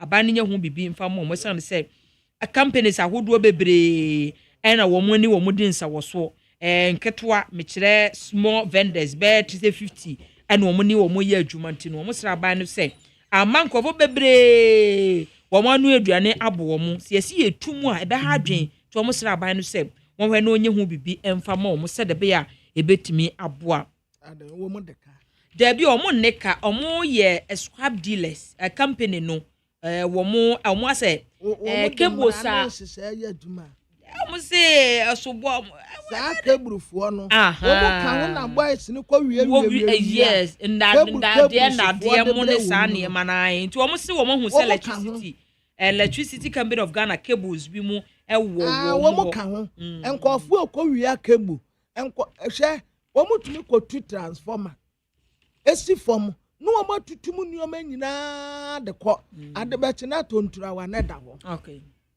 wo mo de bank of wenchen so a ye mumbisa wonum sɛ asomasi ade ukonya no wa he won de sɛ no an so wo gye aton no wagye sɛ wo mo so wo mo de na ase a suspicion ase yesu sɛ but wo mo bonwo so ase ha wo mo panto mo sere bo mo mankofo ɛna no poku ase entertain ya ye dade no a ye de asisi nkyɛnkyɛn no a sɛ drobe ni bi ɛpa no no wɔkɔ akɔso amena mu ɛbɛgye no no wo matutu nade ni nyinaa wo matutu nade ni nyinaa sisi ase contract ya wa ye kwan ye wie no a efiri poku ase ɛde sane ba ofanko bare ya wo no me so wadi bi sisi nkyɛnkyɛn wan sha dakodako ye besore obi anya vigilant sa wo ye drobe ni na wutem na sa time a wutem no wo si obi butuo a wo lusu nade no a ebi akromfo wo madumo mo ye no daytime enti ade nso wo ma hyehyɛ wie nipa kro butuo no mo a wo tutu akwahe ne yakosen no ye problem ba ko na nhwe association wo mbisa ne bibia na nipa kro ye tu ade no atama so ano de ko ye mbisa na hwe enti ya no anso wode na mu a no wode ko wo mu enkosen wo mu enti omo de na omo de company no mum na wo se mpanyifo hwe ne ye mie na ye nhwehwemu omo man hwehwemu ne nkoso se de be a ebebo omo na adwumayefo no so abayinya adwuma aye daily guide obokrata no anim ha sei ena obo amane na manebo no ena wo se NIB ena wo mu question ye kane executive officer ana CEO ya wono da National Entrepreneurship and Innovation Program ano efa wo mo scholarship for skill for sale scholarship for sale mo ensem no aba no ho no ho nsem so wase a guide obokrata ya kwache no mom when dia also mo bisa ne nsem wo we no nkansa buadu nkansa no da bi we ni kofi ofosu nkansa ene eno a wono a kofi ofosu nkansa we di wo mo pekino sa mumu okay no mo say he who alleges must prove okay yeah and that I think it was yesterday okay was say wo mo scholarship no a ye de mankofo kosua ade and wo mo de gro medamase and wo mo twa ne seliwa for sale sa allegations na odema and yes wo no a sense ade we dey ya tia ba bia ba ye tete na dey say report kra ba ye say amanfo go to agyeman ya ha enti to say you want to put my sibre. What do we do? So they say, what do we do? Okay, mame kwa amano so na kobi ne akosu amene Madi Jibril. Oh, amana kati. Okay. It's Alex I'm friend mami biem na. Ye ne Madi Jibril. Also otsena na Ayawasu East NDC for koto aba no mudi ayi nipa. Obeko. What's that then ageke? Why no? I told you info analytics was info so about the new kune free mono. Sana info for neka. I said we musa dan kwa diaba. Musa dan kwa se oba no. Okay, mami kwa okay. Ma jeli na bra bonye di. So wa alata o. Ya wo di ambassador wo. Mame kwa amano so Madi Aba. Madi Jibril. Madi Jibril yeah, acting director of elections and IT. Ewendisimo. Madi, Mache. Ajara mejimu so. Now to say, bra. Yami adu yo ye. Yeah, then I go pass. Ayawasu East. By no, when you buy election. Internal primaries na NDC mobile no chana ebenya baso. Major, need to come and share with you for a day for Joseph. Yami Adumwa, Ochina 7 February. Elections now, NDC candidate for the 3rd March elections in Ebaso. Okay. And she said no air saying at the same. Major, she no started from open nomination. Yama Obia Quenya, so the selection performs. The person for our forms. After that, they submitted the forms and put number and submit here. It me a vetting for the 5 aspirants. No, I'm a party. This year, no, it is a vetting. No, declare Obia for the contest. You can say no, Omuya campaign, grounds. A party, the electoral commission, any police who began discussions for the election because police and the will take security. And electoral commission and survive elections, you know. And the police in no, they say maybe I could do no, and then you ever hand over elections to human and my electoral commission 10 a.m. Police there, you and draw. In terms of security, Juma, and the ever say in their corner, a police electoral commission, but party, bois, and my Jumana Akoso. Mino Casasono, 10 o'clock, ballot papers for the elections will be handed over to the electoral commission at the Nima police station. And the process in the democracy is so far, so good. Okay. Enti album amode beto abaye mo register ni ade nyina na I ready oh eno dey I ready that no am ye vet no ene di ma omo okay then I di ma vet no ene di ma omo ena ya chiro mo stand na album nete omo so ati ase because album we the 2022 album e use to ye the primaries essence say yen to aba ma branch executive anya chef for parliamentary elections no 2022 Shishia and UCD elections. The same delegate list. Into a Montie as say, Ubenya delegate list no more, Obi free more, but the deal register Obio. Obisu or were too quiet. The deal register no because you understand register no. But thank for you and no, especially the way too quiet. Yeah, prosy voting. It is once they start want to be understood. In the engagement now, no. Someone called someone broken for engaging someone for. They are only engaging the living one. All right. One moon so at here kama. I might or I say party no she. They won't say be now one new party no she or it's not part of the party. We a party in she won't intimidate canon but to favor anybody. And so much to say in fact nobody are on officially has petition party say it be a process now must start here no Your problem with your problem with nobody has petitioned the party. And you have more education on that one. Oh, okay. Delegates Dodo saying that to about On record, 1,032. Not a better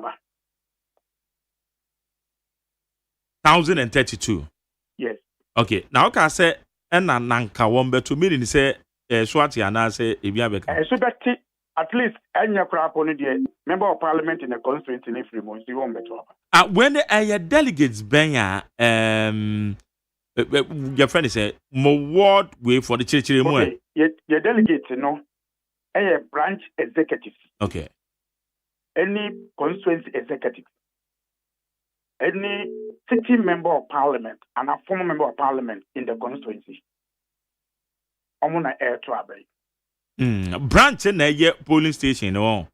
Yeah, there's a branch in a polling station, a branch. Okay.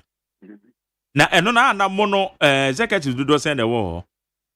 There were 9 executives at the branch level. Oh, okay. Okay. So, now, so far, how no police stations do I say? Police station 113 police stations. 113. 13, yes. Okay, great. It won't be converge to one venue. Yes, because President primaries, you know, center back on a issue. Okay. Now, center also a Nima class of schools. The whole and I better about. Ah, okay. Nima cluster of schools. All right. Na Madi ana bibi say no koswa party no ana mo interest bi say we dey bi a simesi say na san ko di animu na say obi say no betimi e the party na ko no na considerations bi wo ho regardless say yes about one dey e ba so dey but ana mo so no more some peculiar instances bi a mo de hwe saafo na e ko no Jerry who say party primary say, especially when it's by election.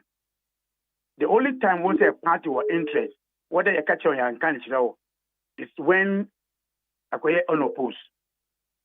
Which means party na you juma I say I catch those and maybe I wanna yama will go Nanta Assembly na back. That's the only time the party actually. But if you nomination now man for the interest is NDC now. Oh, okay.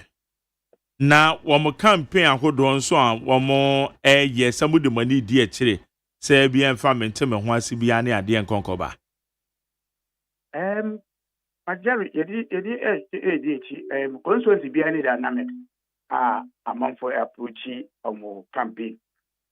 I can say this is one elections my catch aspirants no my catch among for every. Say outsiders are campaigning more in the constituency than the constituency before.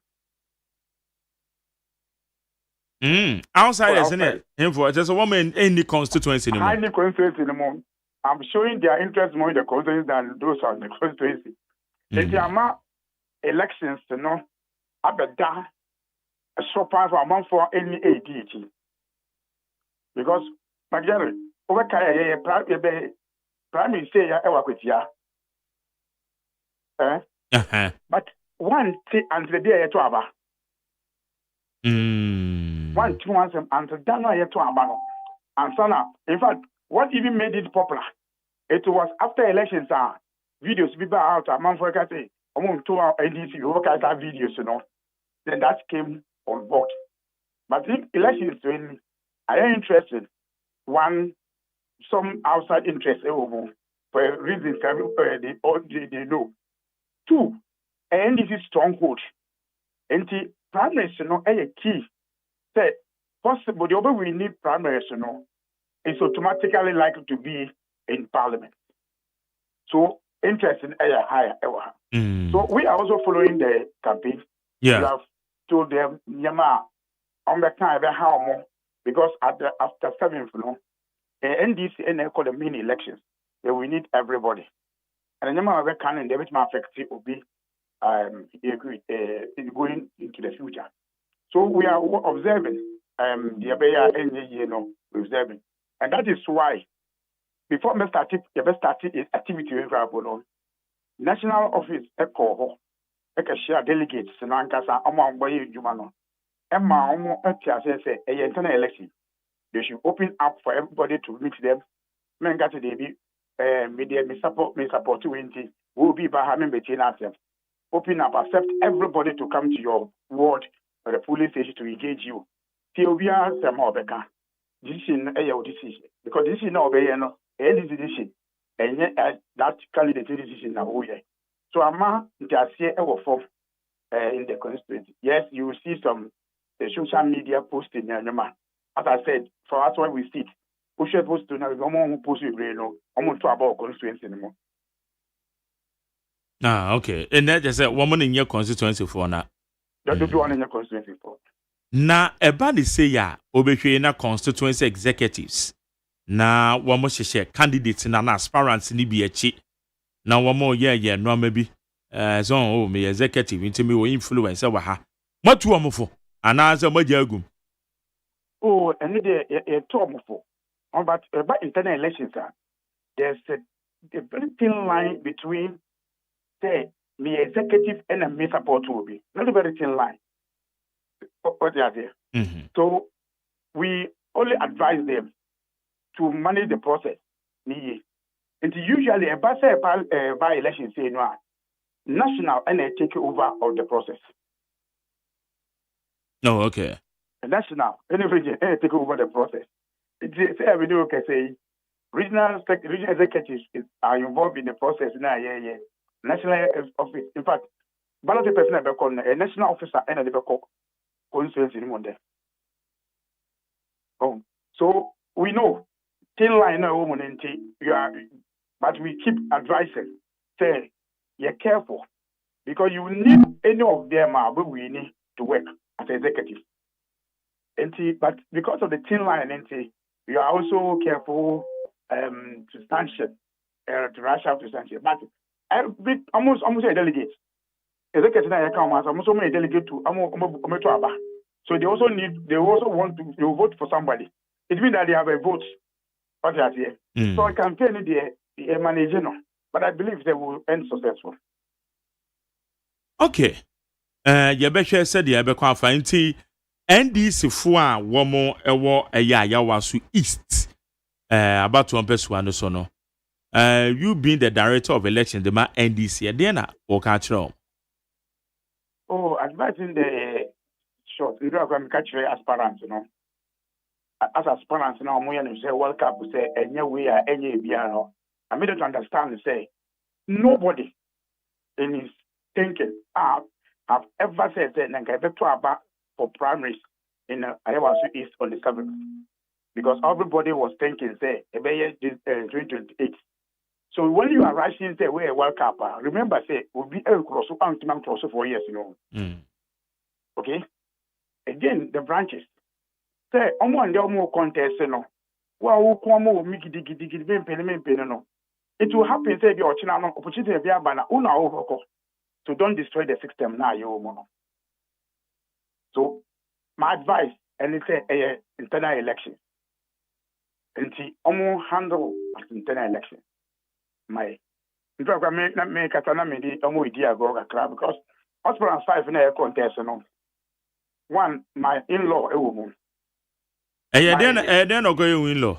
My in-law, for instance, one of the candidates, or my sister. The Baba Jamal, because I said, when we senior, when it comes to party works, when we senior, and with brother, I told them, and I this is my small boy. Me now more generation and minimum on the party. So I asked them, say, at least I need crap on us. They should honor me, say, in there for the first time, and then my 2 weeks, they had my appointment as the director of elections. What's my managing here? I should show love for me. Yeah. To handle the election peaceful and successful for us. That's right. Because me pen in terms say you be acting every one of you say oh boy that dear me ana makana dear na about so me prophet oh me prophet. Some na be di can di You're a prophet, but won't share come Anabia. What's the saying? You're a prophet, but won't share come on Saturday. And I election result on our own share come. The mad idiot. Me interview my own Nadia and Bakoda. Eddie or the Bewu. Madie, na we woka asemina. Makai say. No, let me ask this question first. Sir, by elections way, what does it mean to NDC? Okay. Say yeah contest.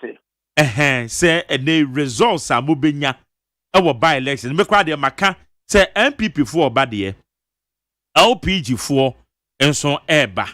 It is so far a yamanyuko miensa and yate say omo contest. But no kre because the likelihood send this in big win no very high. Very high. Now, Bibisasa, what does it mean to more because more bemo by elections ama ko na way so aba at the end na ebekadiache mu NDC based upon results and more achieve. Okay, Magere. Aminka went to na market to am. Me no beka ho asem after 3rd February. Okay. After 3rd March. After 3rd March. After 3rd March. Oh, okay. However, elections in a year it will be a bragging right for any other party. A bragging right. Now, MVP bragging right in the USA, so it means more than 22% of the elections. On can say is Iowa is. When you swear, not I say our party no any popular, the government in popular, until any vote in our cost. Yes. That's bragging rights, no. So it's about bragging rights of elections issues. So we also want to make a definite statement with the election. Beyond the winning, it's a statement. So yes, we are still popular in the minds of Ghanaians. Okay? Because usually, by election and midterm elections, and you push for the parties. Okay? Yeah. Because last year, 2024 elections and dynamics, and in the end, the same. Okay? So it's about a bragging right. But even when if MPP say increase their percentage, that story I'll tell you after 4th March. If in case they increase their support, the number. And that will not be that bragging right they want to succeed with. And that story I'll tell you. And then I'll be kind of after 3rd March. After 3rd. Now that I don't know that 3rd March. Oh, Maggie Jerry. Yes. Me no be kasa after 3rd. Matuase. And say simple with you. Na Madi, yes, we deputy say MPP for elections no. What set up collation center? And I'm also namu collate. She said they are normal call. Also said they are minuti. What there? I actually crank. I be my official way. Be say o chale your collate at the end. Say ne call here. Even though you generally said their election, but I'm also on the way your friend is saying, view of NDC, no, said I'm also quality, but my TV be influential. Okay. One say because of that statement, the MPP proved Ghanaians and no one can sound wrong in terms of electoral issues that day. It's because NDC because more be quality, no. On say proper way, say that agenda mama to me. Samon. William. Maja, what do you say? Can you point? Eka say, or no, to Ababia, the electoral commission and board the last resort, and I want you to finish until on Cato will lose election. Okay. Okay, the MPP who can say, because of our major result in 2020, now we lose elections. Okay. I know so my allegations on the Tiana dear. What do you say about me? Result to that time, no one can result of collecting 20%. That's what winning elections. Na enru 90%. They do 90%, right? But they projected it. At that time, the same people who claim to say I didn't wrong, no, they say they are jubilating and say what the result in the year. Then, when they have the result, but accepted result. It is uncle for we say about 2028. Oh, but now simply say, in fact, to me, the BJ, now result away. This is the last result. What can you see the rule? What can you say? Oh. If almost attack no more nonsense, we follow the elections. At least a party who follow elections, to learn from them, from that DAC. We applaud them from what they have done, a very good, successful elections. We also salute the police now, and I'm going to elections now, very good. And now we are happy about it. But the collation result is there. And no new system of one equality results. Who do you need to try for a collection of results? Hey. What can I say, Amate? Madi. It's a panda bugu so money dear tree and I'm a gem. Oh, you go so I party in every constituency as a party at a given time. Yeah, really no so by legal department so by advice party, and we take it from there because there's still an opportunity for review. And no, we'll follow it up on that if once our legal department advise us to it. New membership registration, saying. Jerry, new membership registration also, and also yes, now, me know can say registers as a party register. No, I will book. No, I find book. No, yeah, they are come back to the branches because the last time when I use our process, we are 2022. No, we retrieve all these books back to the regional level and constituency level, so that nobody will manipulate it at that point again. You see, the books in the branch before no. Next week, 10, the best starting registration at the branch level. Branch is so a police station, maybe a auto abata, and the best starting registration. Registration also a branch executive and a best so over an actual would but region constituency, national, a BD here as well by say, because that exercise you are a key my even constituency regional elections and national elections. Because the way here and that foundation, solid foundation, we can build every structure on it. Into the every DH because the entity DH say, I'm a person much wrong with you. No, like I say, where they are. So last year, I woke up with you, TND, and only in a branch for to Mr. Obesa. Obi so a branch executives no, almost a month for the show, Mudino, so say, almost also more. Maybe a better about Tiano into a more opportunity and see my points are because a person will be a Yaquena and Benton party no to be doing my party. So I exercise when a backup for 2 months at the branch level. It's after that. Now you acquire auditing of the register and you say, oh my usually we understand because yeah and I assume I party wage I didn't say we be one. I was who say a party in the over contested position beyond the constituency in the region and a parliamentary. I was only 4 years in the party as active member. This is the time I will be a person of a contest selection. Won't you redeem? No, will be said from the Dingo. No, when you will be if you register no more at the tipper side, nobody will be there. So that person can be 4 years in the party. And no, it is because it is Chiako say, when you know, why a side will be another 1 year down.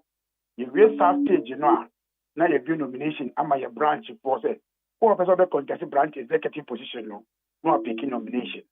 And registration, humanity, Jerry, you have a share say the registration in your next week now you are starting registration of new members. And also, no, you have publish at every constituency, Biano, or make sure maybe I'll share a meeting branch for our control. No, okay. All right. And our guidelines and so I'm going to follow more elections and yes, subsequent elections what party the more 19th December mobeto the national level no bibia da no kwemo.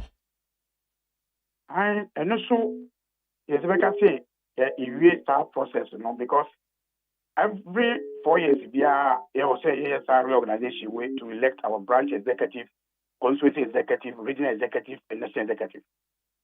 Currently, almost term of office in the end this year. Current executive now, term of office in the end. That is why we start this process. But before we start the process, we know NEC Asia more constitution no kasano NEC Asia NEC no so representative from the region, national members of parliament, representatives, any president or abayimo our president attend. Asia they are share currently. Then they bet me a party in terms of our guideline, but we say bet me a guide for our elections. Now, Yaji star guidelines ready to move because constitution now my party now start to me next start to me say maybe we any constitution no more, but I'm now more maybe no. What me enact a guideline via what me the Juma now a better constitution no more the future. It's neck and my party no start to me no. Just share no. Egypt to say that guidelines where you publish no and you find your reorganization for the 2026-2030 executive. I am not on handle party. No, okay. All right. Madi, me do basic ha na mum obeka an se mribi me catch you say nkomo bi wo ha me de be ma we tire ho. Na me pese bibisa we yo. NDC 2024 elections. Parliamentary seats bia mutimi sweepy ya na mo NDC kuna na mu ndida. So we 1992 every moi. But then what my occupy sa seat no mod money e di o machi de.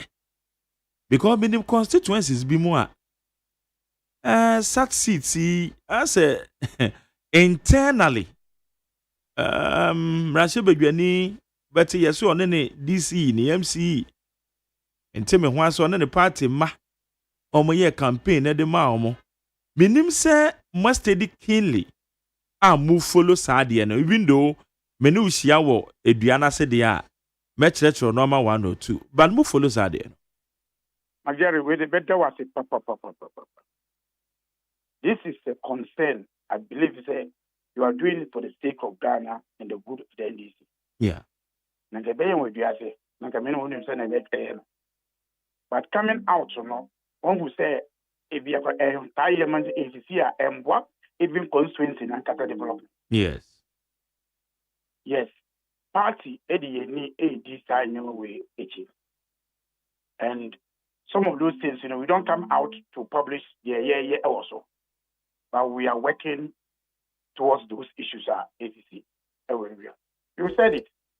Constituency are head of first can win. So you call sir, you are likely to lose that seat. Yeah. Not because you are not performing as a government. Because constituency dynamics is different from national dynamics in election. Oh. So say the amount more wait for say me campaign ma MP ne be win ye into osoro no pa on be koto o mo chia me ansa na won ko say MP. You have problems in the area. And these are some of the challenges that happens also. And then about personal egos at times.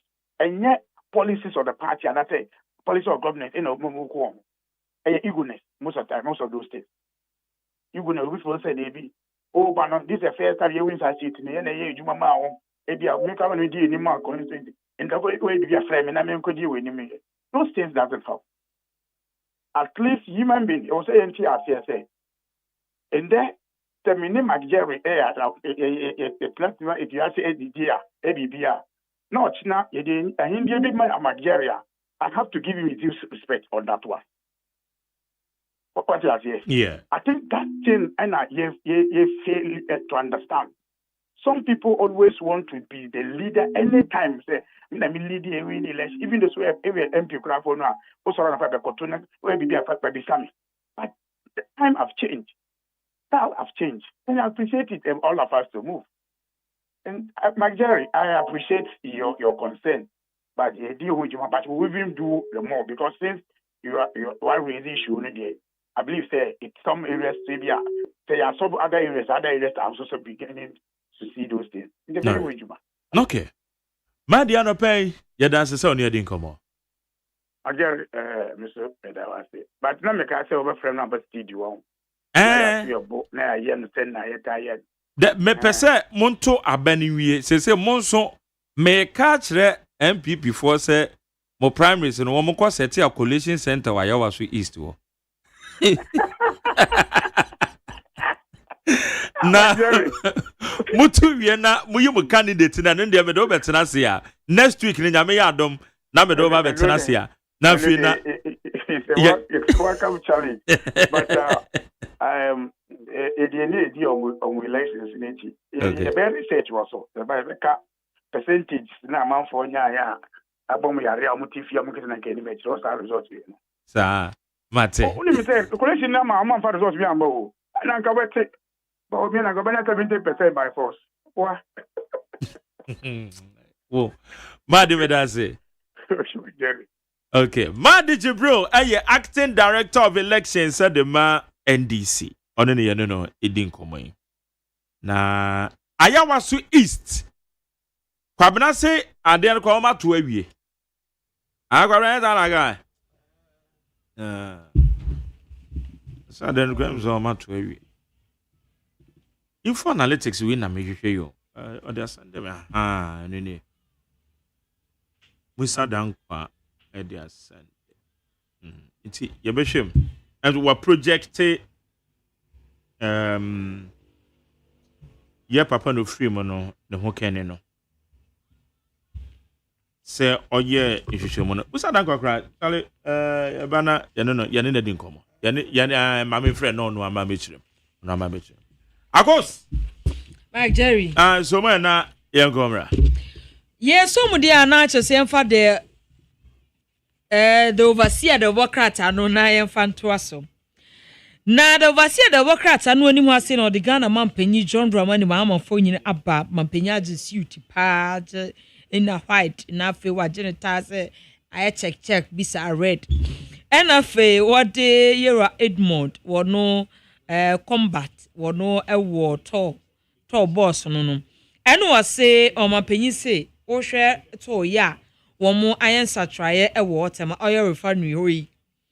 Sisi ano ebeboa ama fango ebo akofom eno achi no Ghana economy nso so ebetimi akonkan pa ebema na akonkan ebebusu no ama apeja emu apeja ya acha said overseer the bokrata so do ho ama ne bo aba na the overseer the bokrata no ani ho say no say youth minister and waka de atsudwa say bi edu na wo say etimi hwe na afa nso so bibremu wo chemu say yenhwe na yebetimi apeja African single market na bibia so akoyie nso the overseer the bokrata so de ho ama ne bo aba the overseer the bokrata no ani mu na say nhwemu aba betodwa na wo mo si global info analytics for nhwemu a wo mo aye na wo mo echire mu say ya wo mo aye no enye bete nkunimdie ebeba ama Amina Adams wono wo mo so wo likely say wo betimi abiti baba jama wo NDC ayo so east race nim ya chese ho nsem so wo hase a ye de abanti a primaries na wo mkwa akoye no onde odi kind ne de abo ase me nshada hu ne yie wo hase okay ma me mie inside mu am say me bie ni inside wo na no mom na bia ebetima ya ha na o sha the overseer the worker no ani masia wasi Hajia Amina Adams wama no 58% and wama onmonya for baba jama ono so 32 and wama Mohammed ono so edino 5% and afen so Dr.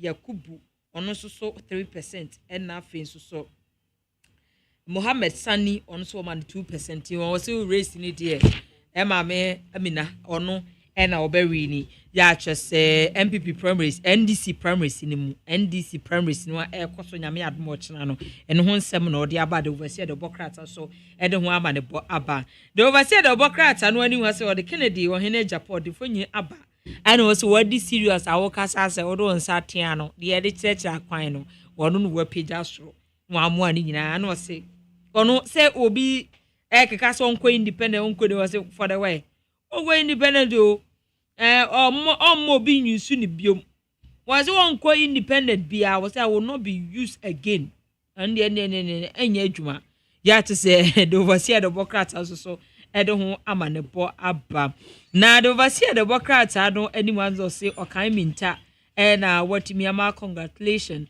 and some atinkwa said the amatan executive of Milwaukee NUST ya hye said overseer the bureaucrat so ɛde ho amanebo aba ene anope mami for daily post the bureaucrat na busianfo we daily post the bureaucrat no anim ha se Ghana man panyi ane Zambia man panyi ene wo mo chia na wo tere we cordial relationship in chia we otum so do de akire pa no se de akire fo nyina ya kama pa na Zambia man panyi ni de ono no wabɔ ne suit wahu ena wa ina ne white ena afi so ase ne tie no aye as a white ya red lines bi edited them na wo hwe Ghana man panyi de no a ayete se army green bi no ye long sleeve ena hye no ena se kama na daily post ebo amane ena o se sisi ane de said ye beya bibia betumi akonkanti no sisi ano ensase bi mu a ya no wo mu tonton ne ensase a chese elhu listen sensem no apage okay mame kwa amane so na interview ameye no anopa no amene Ghana Federation of Allied Health Professions for acting chairman kasaye no yenko the health ministry say wo mo so ma twentwen so because wo mahu say anamon bi akoso anamontuo bi akoso eti no Tony Goodman spokesperson at the Ministry of Health in enkomo enfanfa ho Tony yamo ache na mpo muti say nyakopa adom nyame adom boko great na yanka bi nshem na watwi mu a beye 3 days ago ne yete say Allied Health Professions foi womo say womo ba beti atua but anche am within less than 24 hours ne yete say womo call it off the strike ni nyina ne fa directorate bi omso woma ka wonsema since 2024 I banam say ehwana montuo no enkoye edien komo ben na so from the ministry nam so anei womo de akonkon hoy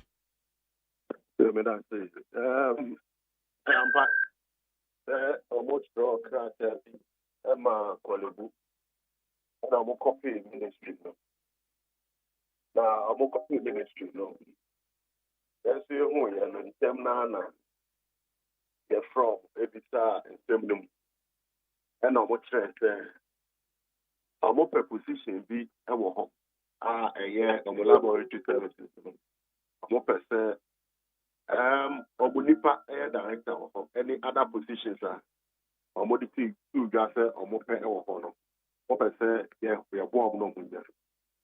I ministry can't wait there and yet I said my one say a post tribal. In Tomontion tonight, yeah, they call it for the casa. Then pass them the common separate. And to honor and a sprayer can't say, your friend meets the home ministry home. Come on. Yes, but before I create the directorate, now I say go through some process.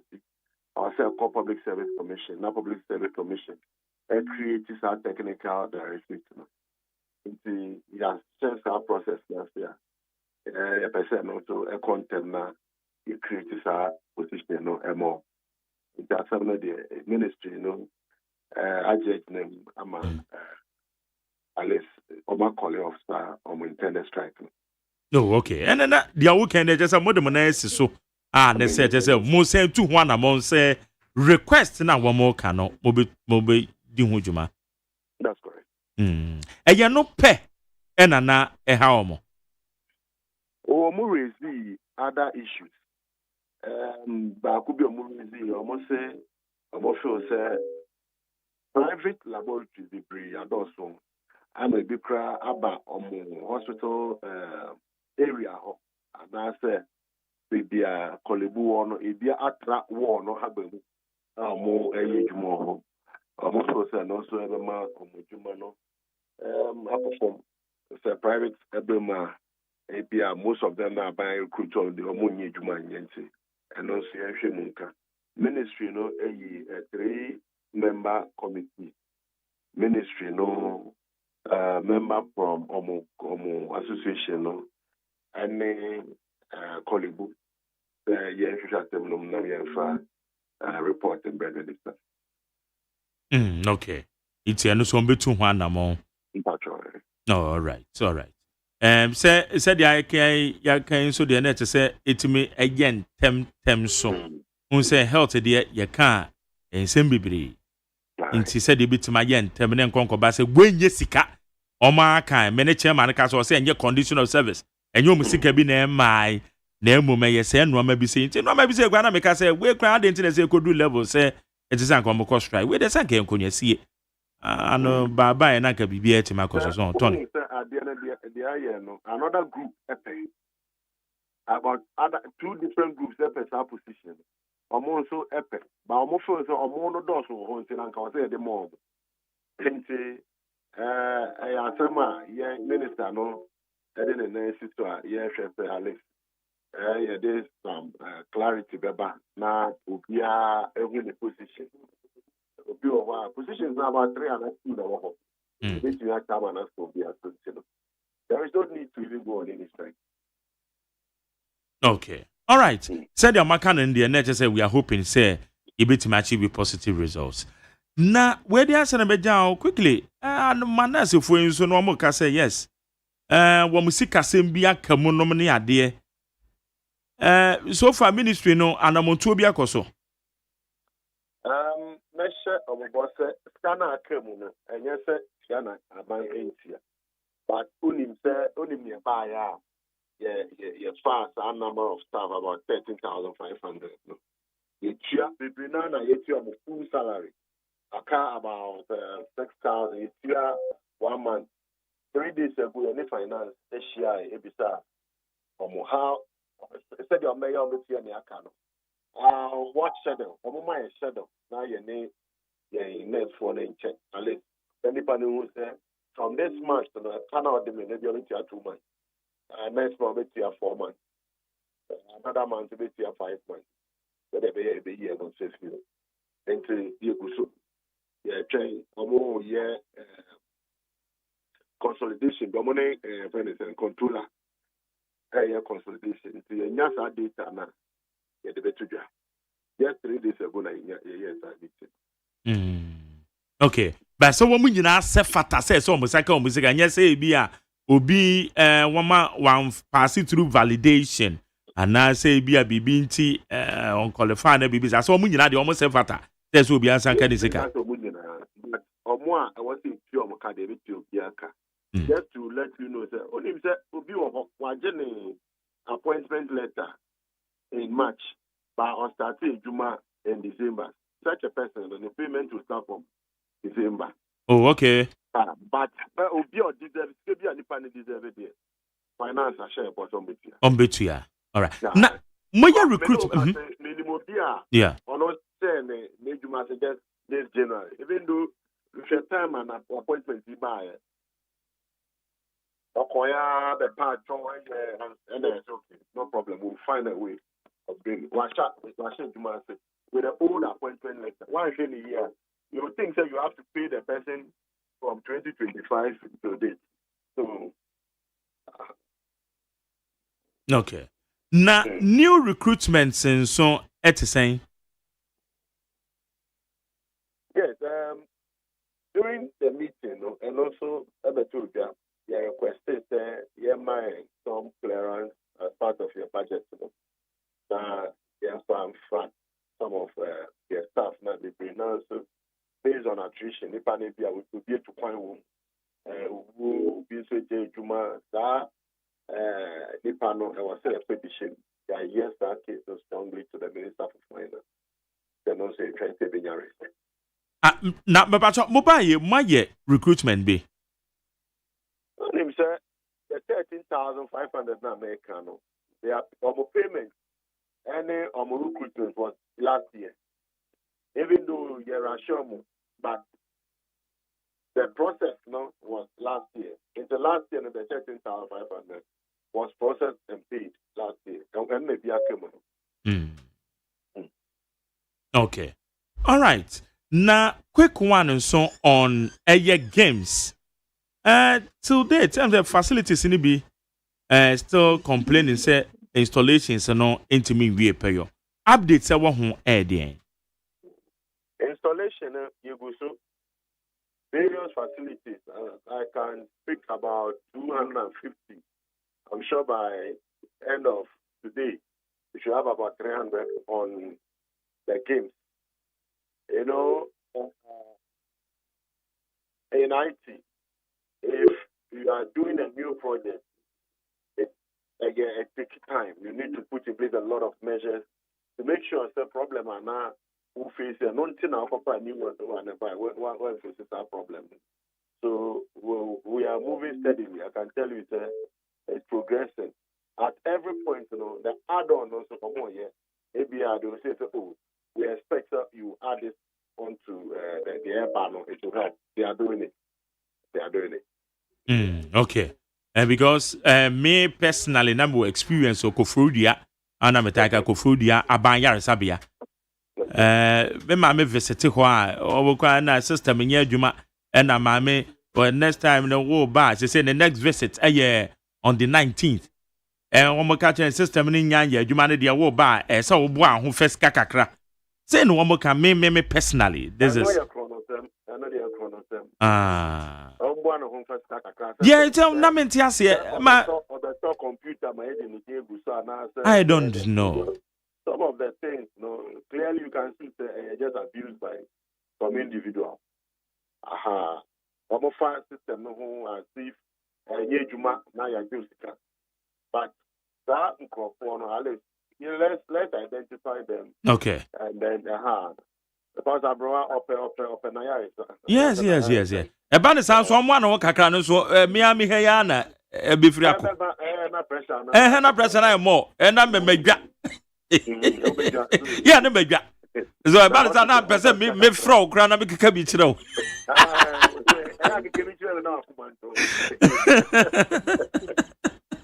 Okay, well, at this time, anybody at near who how yeah it goes. Yeah. All right, okay. Funny, that's a person you didn't come on. Let me show. Yene aye Tony Goodman, I don't know Casa the man Ministry of Health. Inti strike Canadian Yama so crazy says they said the all Canadian. They just said Bibia Eda na kwemo. Ama Sancha me kwamna mafo, ene mame akosu ya tonam, o man e bua mo aheyo. Yeah ba. Hey, catch it. Listen in here. And you ma beto to dia me baba no hwade no. Hwem so betumi a. Hey, now beka. Ya John to mami ensa duku portmanteau. This way chocolate drink. Na kan wo hwe afibia so beri ni waware ne a. This way chocolate drink. Na kan sia.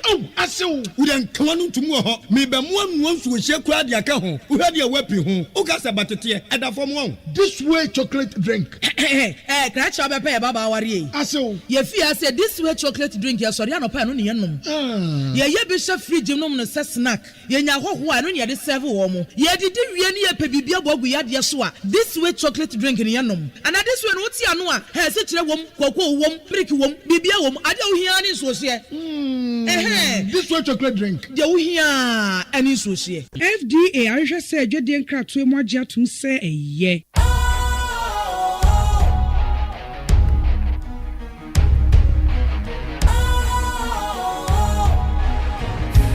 Cool, fresh and trendy with a new look. Makes you feel real good, that refreshing vibe. Satisfies you right just the way you like. Do you know? Do you know?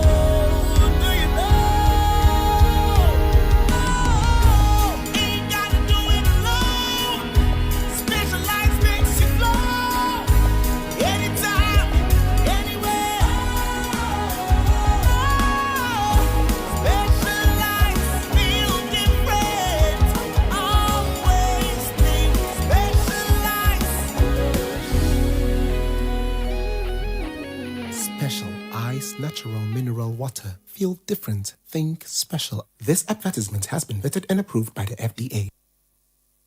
Ghana Montie. Ghana Montie. Ghana Montie. Ghana Montie.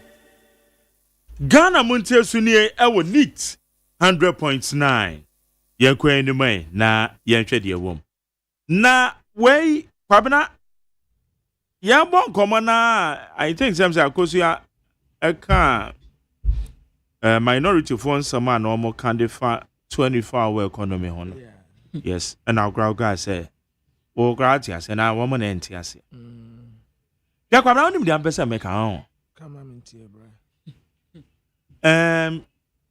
Politics na ye no.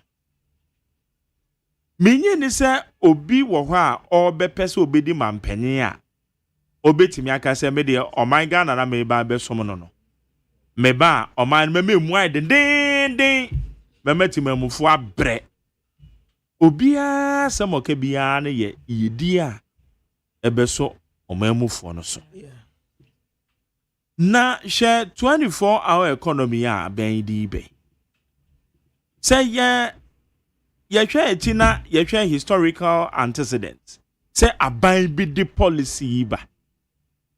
Obon say ye to ayampia sa na de nenamo no opposition ye to ayampia. Say so be set up 24-hour authority. Yeah. Many me did say aban di bibi ba. Say ye beg kan enye na we sanda moja no ye ntiase to say you know. We believe say amanyo sem ne ye no. Set tuotwa. Set tuotwa e was ade no. Set tuotwa. Na ye support to be a positive. A positive. Na impact when exactly. Asama me kana kosi ya no. Samoya minority a. It doesn't mean say the papa kra na wo oppose. What they interrogate e bia or what they ye ne say na ebe ye so. Ye ne say bad ye say ye be kan na enye we and ye friend say enye to say sadie no be chidi say to say tu otwa. My journey say 24-hour economy ne kura say omu tumi enye so omu tumi eye start ye aduma. My journey ye ne Ghana me who say me right from day one and I me bo aben you koko. E can say aben you 24-hour economy no. Woman hwe ni ye number me say one district one factory. Because one district one factory. Betina aka so one district one factory obi en obetima convince me say one district one factory etimi ye adwuma enya impact e wo economy so. And no de anya adwuma. Yewra Mac Boaj owo Ghana National Chamber of Commerce and Industry. When we see you enre ya some of the bi ameka won no de atoso. Say one D one F no anya adwuma say de na say. So in the same vein, one factory, one village, one dam. So I'm not expecting 24-hour economy. Say a flagship program, yeah, the core parliament, yeah, J. Emranatum. Me hear him say, you bring your impact so because results in the not the area council said, yeah, you my baby. My daddy, you say, quattro quasu or bema want to man. Tienidin. Oh dear, Sir His Excellency Don Dramani Mahama, a bra or far community naso. Yes, and a monk ye day, Nibusins and Quantin. And Nipano, Quasiada when Nimbeguasia, Mimenda Nimina no. Or son a Dumasiano, what do you say? Bossa or say yen no, and 100%. But we deliver be pray. Was it 24-hour economy? Obey. So we send Nipanwa or can someone. Nipanwa or can someone. Ah, my Jerry, etinye bi eniho. He can do it. Obey to me aye. Na dollar baby anetina. When a dason da say beba bedru say. Or resetting agenda no or yeno. His Excellency Don Dramani Mahama, etinya bia ni ho. Majani, what can say? Inflation, so better. Sisi ada say 3.8 ya yaba kwese be bin sida 27 years petrol hesa de tie enti wose obeye to nipa a ware kwoto achi wose obere kura yenye ne tim ena saa 24 hour economy no enya so wo ka no wana no fafa wo majari shana montu a watuo ede ho asem akoto mra se be fie it tells you say omini business na what in time ena 24 hour economy no wonti ase ena na mo akratifo mpo na mo minority fo akratifo mpo ena mo nti ase me kura me ye fitani kura me ti ase ene dade omo kan ni news yi me kura me ye fitani mpo me ti ase na mo a mo ya akratifo a mo botai tena mra che be de fie ena mo se mo nti ase se obi no ka unipa no wo hye ni su ene ne ban wotumi sa asem wa nipa eken wo boa enya adwuma but for compare JDM na o ka asem no se saa de wei obeye enampa watu wana mo wa pa committee we na ebehwe we so we na behwe we so na 24 hour economy no eya de yen eya me ne umienu ene ye be ya ama no abem me ne umienu ene ye be ya ama no abem. Major, you are right. Okay.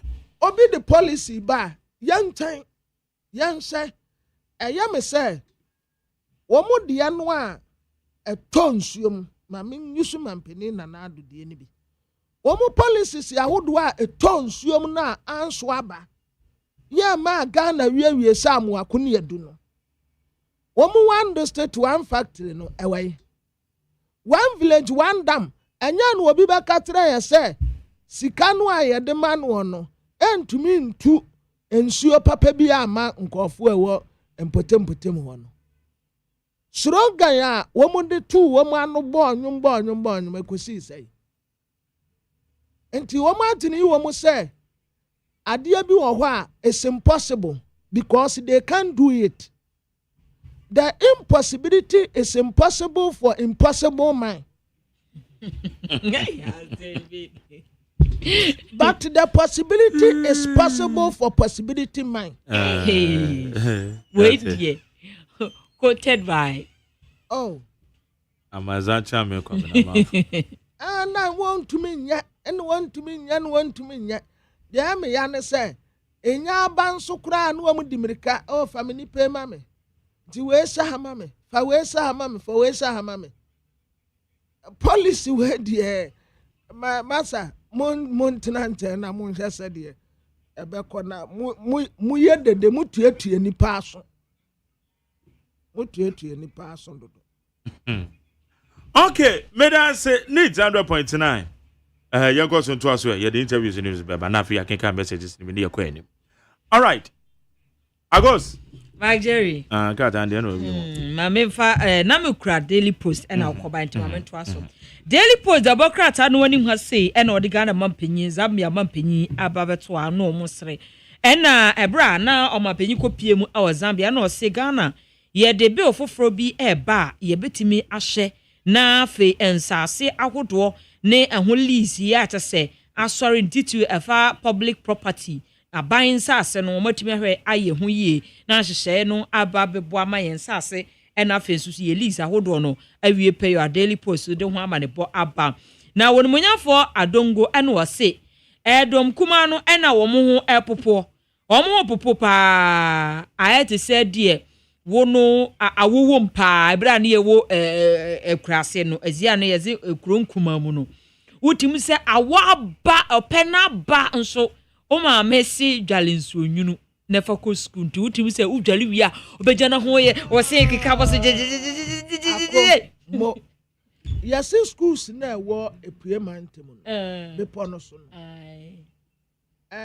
wo mo aye no wo se ena kwan bi ani wono mo abefa so a obenya nsu esi adwale wo he uko dwale nsu esi wo he na se ho adu kromi ma ko school adu krom ti no minim ho se de awon city enti akọ sa wo we na o se nkwala no nko dwale nko school anopa oh sa na etie Yes, when you omu oh say mema ne de omu nwale mema ne de ya person na mema ne nwale no kura mpo bebre e ma no de friend no polish on that ono ya na pepa ni baby ni baby no okọ ena ya nsuo no ya na ebu no gallon na de sidom etwa de beche no na ehye but on say ho na ya na nsuo no enflow pipe no eba na ateko It se ba your gallons yellow the anwa gallon yellow yi akofo de ai uko school ai there be akese no kofo de no enu uko school ebe ma odi aba minim se ne de jasi ewie ya che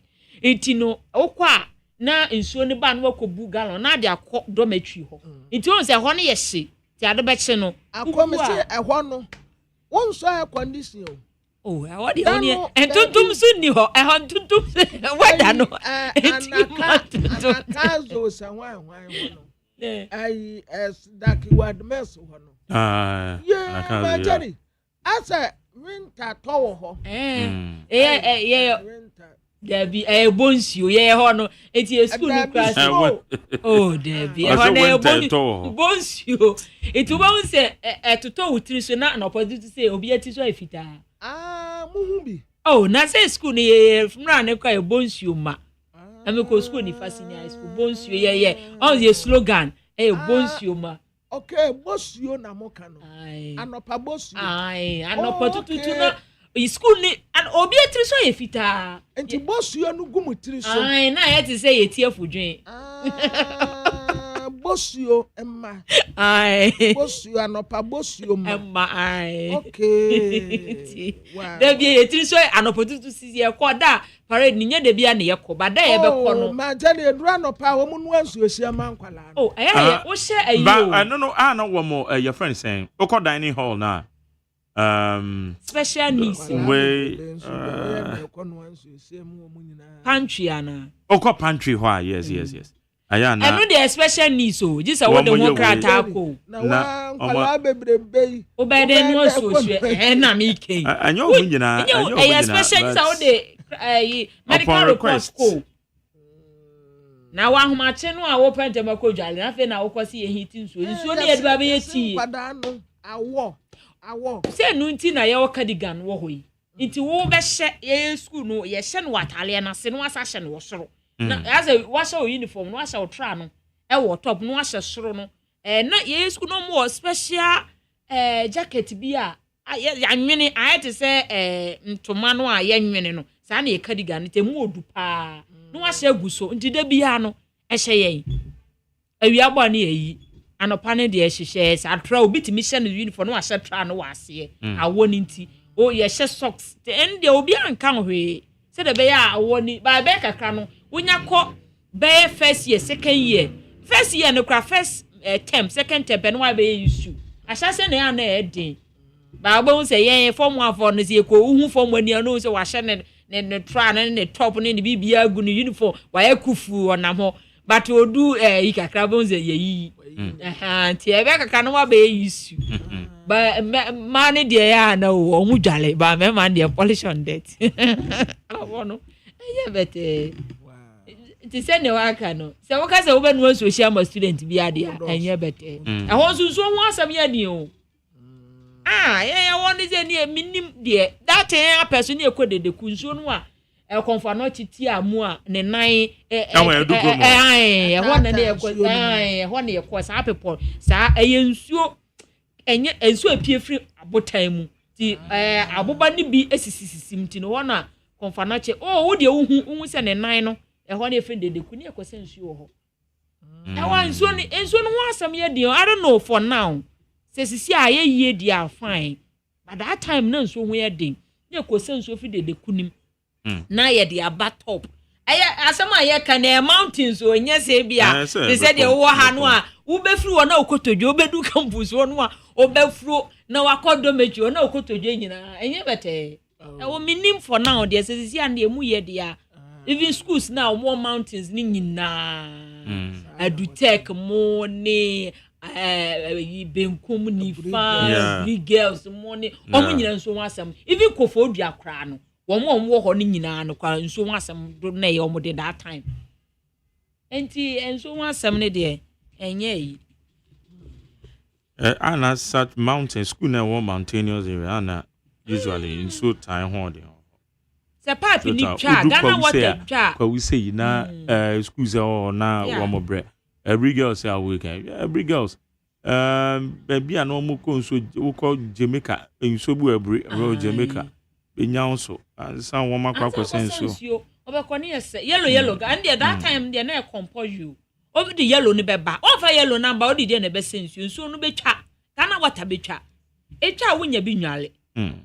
Nti wa omo ni ahoden no na wa pe boy bi ene e ho na school father na school mother yi e ho post wo ho oba ne ko se bi no wo ja wanya bi adware. Okay, right, high need 100.9. Okay, obi mo yanto aso Daily Post the Democrat anu anim ha say eno na ja ne e ka se dom kuma no so mo ho po che ni na no 24-hour economy no say ba awia do omo ka tena opposition 30 years onomoyanfo adongo na this ansem we atuja nti omo hyehye wo mo yira wo say ya hwe na 24-hour economy ba po ye better opposition ache sande e ba za no campaign message be na mo de ko because NDC campaign message omo de ba o di asempa na bo 24-hour economy ene obi adesa economy na fe wo di asempa ba na fe what do you have better as what do you anya 24-hour economy dey anu dey be wachi o because na o campaign so kra ni campaign message enti no was e onwenya for dongo ze pressure babato minority no so na Daily Post the Democrat anu anim ha say and was say Nigeria International Energy Summit course no MPA womo si won susu kopie mu wo ho no mo si womo de niam egu akwan mu na wasisi ande ahwohyeso enhyehyɛ pa no mo de beye adwuma se de be betimi aboa na ye fa ngonsem so atimi agya na so a Daily Post the Democrat no ede ho amanebo aba na buziafo yamfa de informer na informer the Democrat no ani mo se wo de Ghana mampanyi John Dramani Mahama Fonyini aba na bro kopie mu awo Zambia no wose ebebre mu ebredu se wose ye ka ye hu bompa said the be betimi aboa na fensu so bibia timi akonkanka bom ye and also strong institution ya so ahodo no ye hyemu kena said the be betimi aboa na fensu so se ye nyina yakeka kan hu bom na aso ahodo yakeka ka bom a ebetimi aboa ama ye ho atimi ayeden na yatimi aboa adwuma ya cha say the informer so ede ho ama ne bo aba the informer anim ha say and ode majority leader Mahama Yariga ode Fonyini aba and was say aban no e de niema egu akwam hyehye se de be a was say airport no ye behwe na yatumi aye edin nsakyraye na no e no mo say e de controversies bebre aba ni padodo no ano and dom kuma no ne dom kese no wahu ai enti ese no so kura ho nsem e wo ho a the informer so de ho ama ne bo aba na the informer the Democrat anu ani ho say e no de onumonyamfo Gabi Asare Ochreda kun odnemfonyi aba ena odi onyamfo Alexander Fenyomakin ono so ayedom kuma ba no dani ena wo ka se Owura Gabi ena wo bo ayera Fenyo aba so papa se moniyo aye adwuma waye adwuma pa se dom kuma no wo mu agina ban no so kete se obeye adwuma eno no edom kuma no se de se wo so hwe na momo ntimi konkan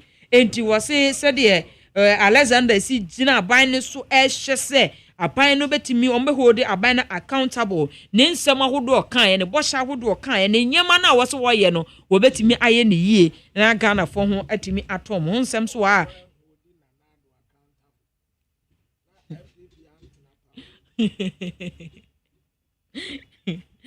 the informants so ado baba ne na maniba board wo the local government minister Local government chieftaincy and religious affairs minister for Ahmed Ibrahim.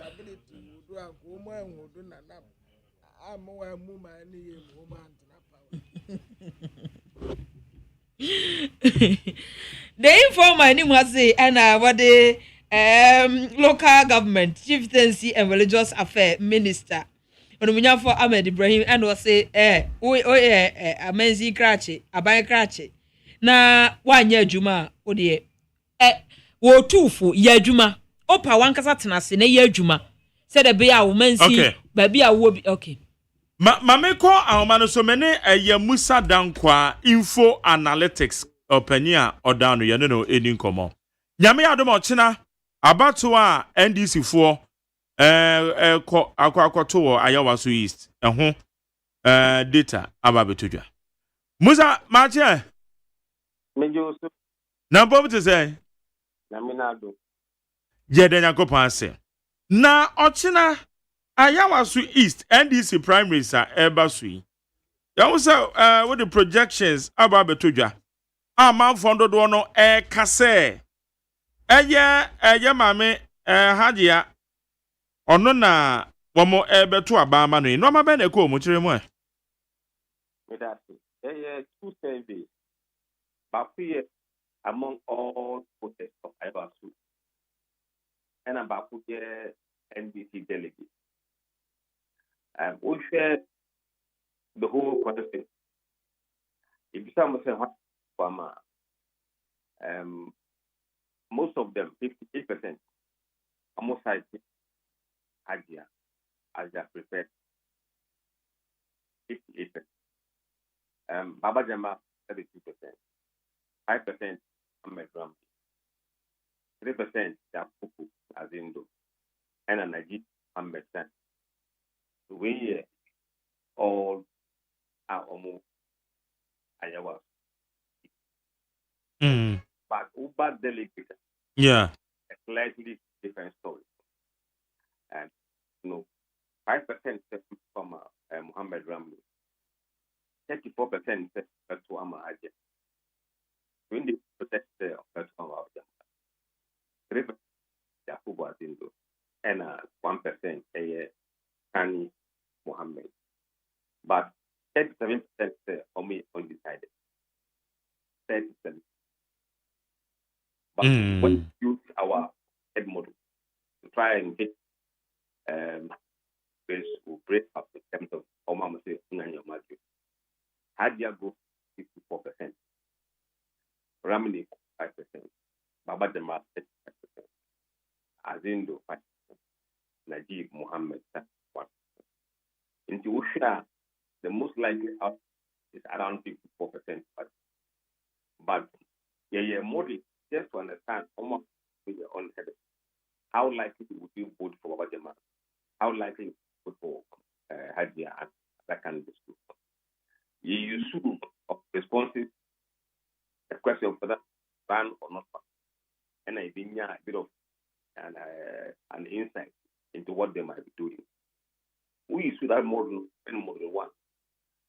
As in the award, Muhammad Ram 6%, Najib 1%, Abajama 38%, Haji Amin Adam 50%.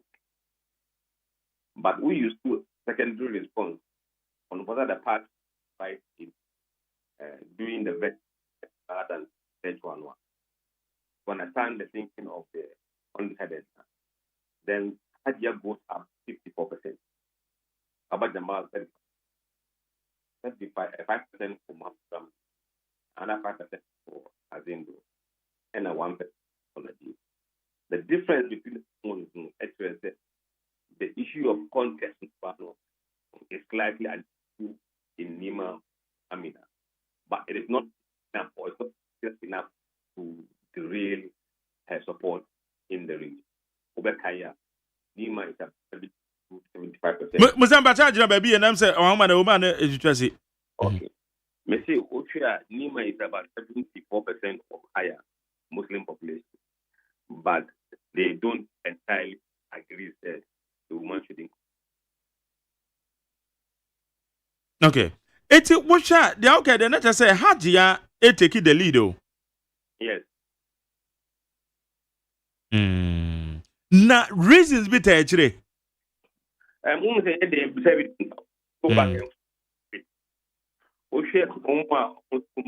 general voters know. Some of them feel that Hajia has not been treated fair. And among all voters know.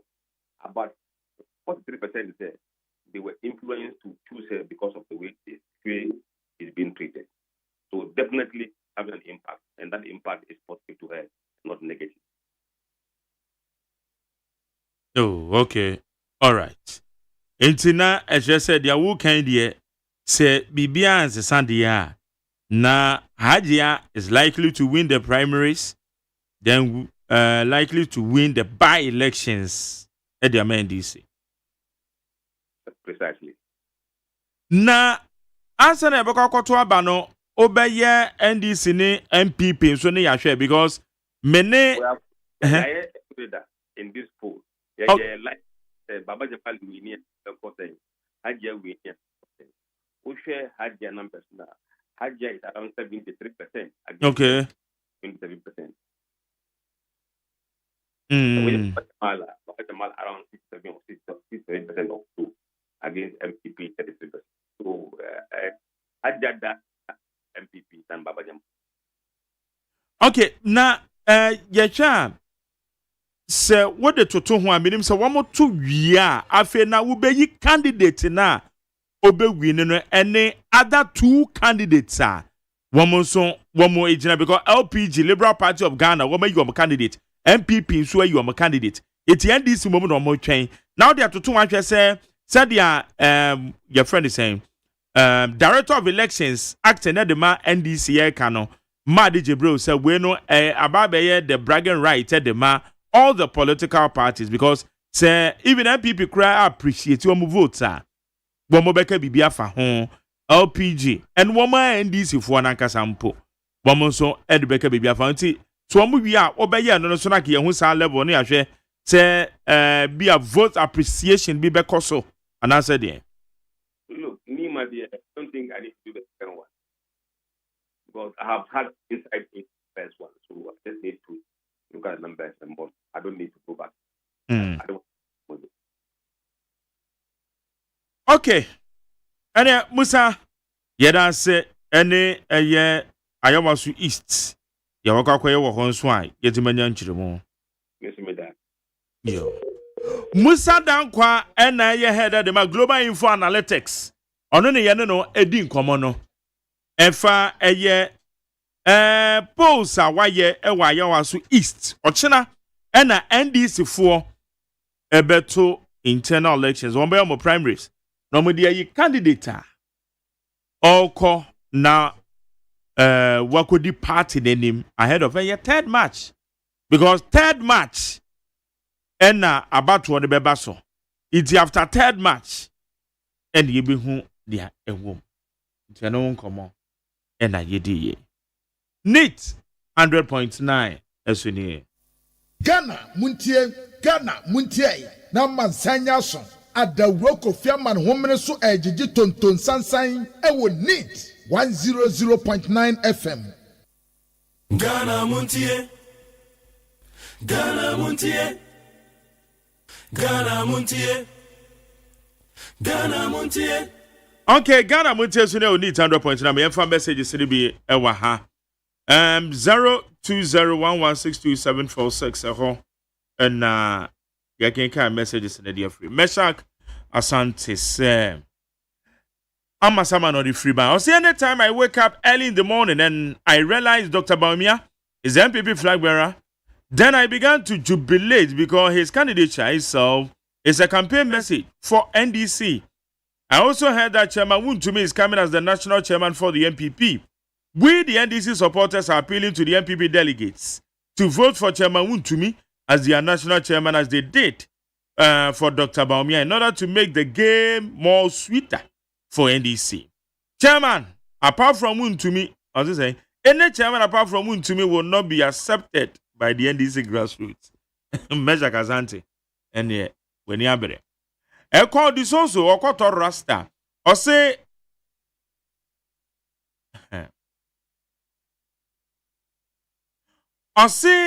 I don't agree with change of name, but we should be careful.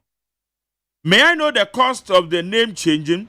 The people calling for Kotokes a name to be removed, are they not the same people hailing him? Hailing Ibrahim Traore?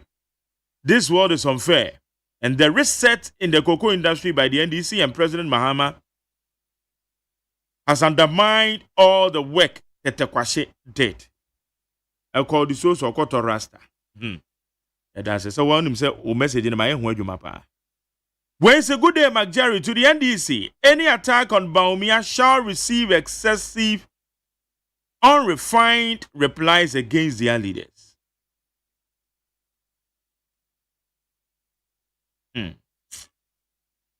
We have a flag bearer now.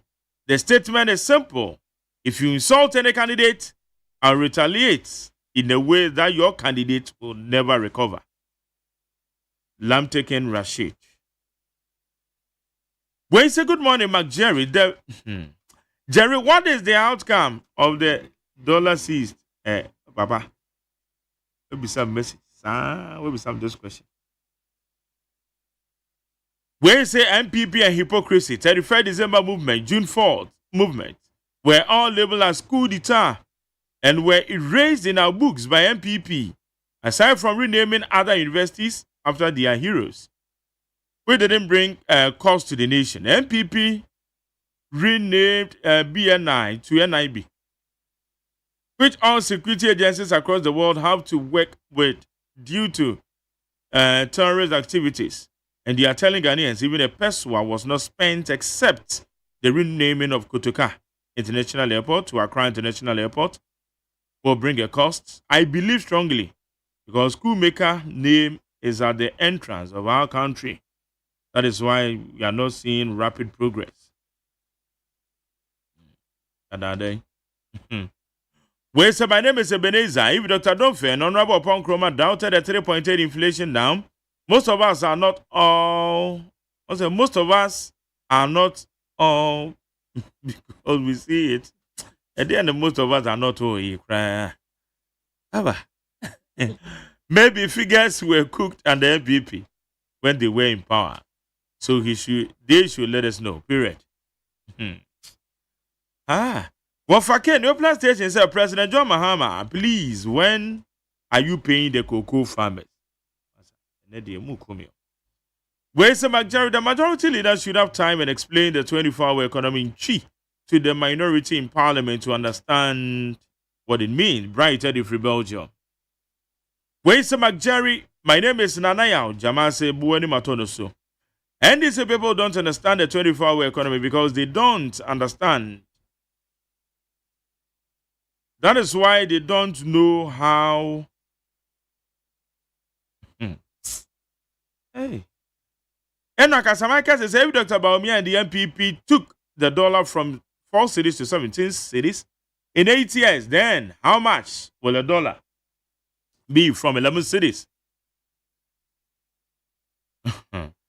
And these are some of the critical questions we should be asking the MPP and Dr. Baumia Enoch.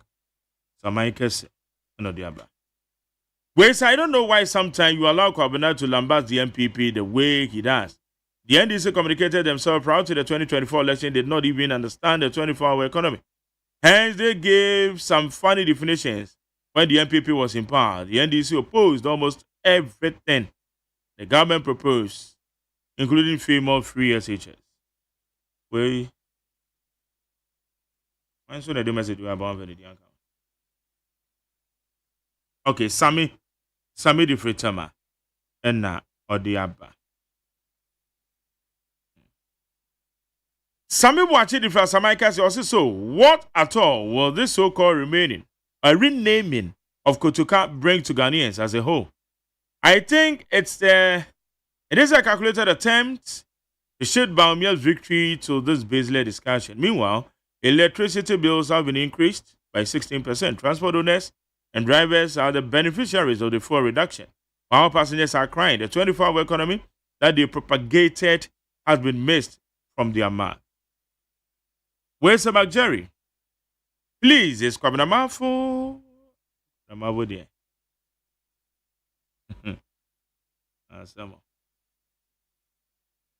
Mystic Wonder said Dr. Baumia is an old wine in a new bottle. A theoretically economist, a known talkative suffering from credibility crisis and super incompetent. The plight of cocoa farmers is a priority to President John Mahama, so they will surely be paid. The tried and tested John Mahama and his able appointees are at work, and Ghana will work again.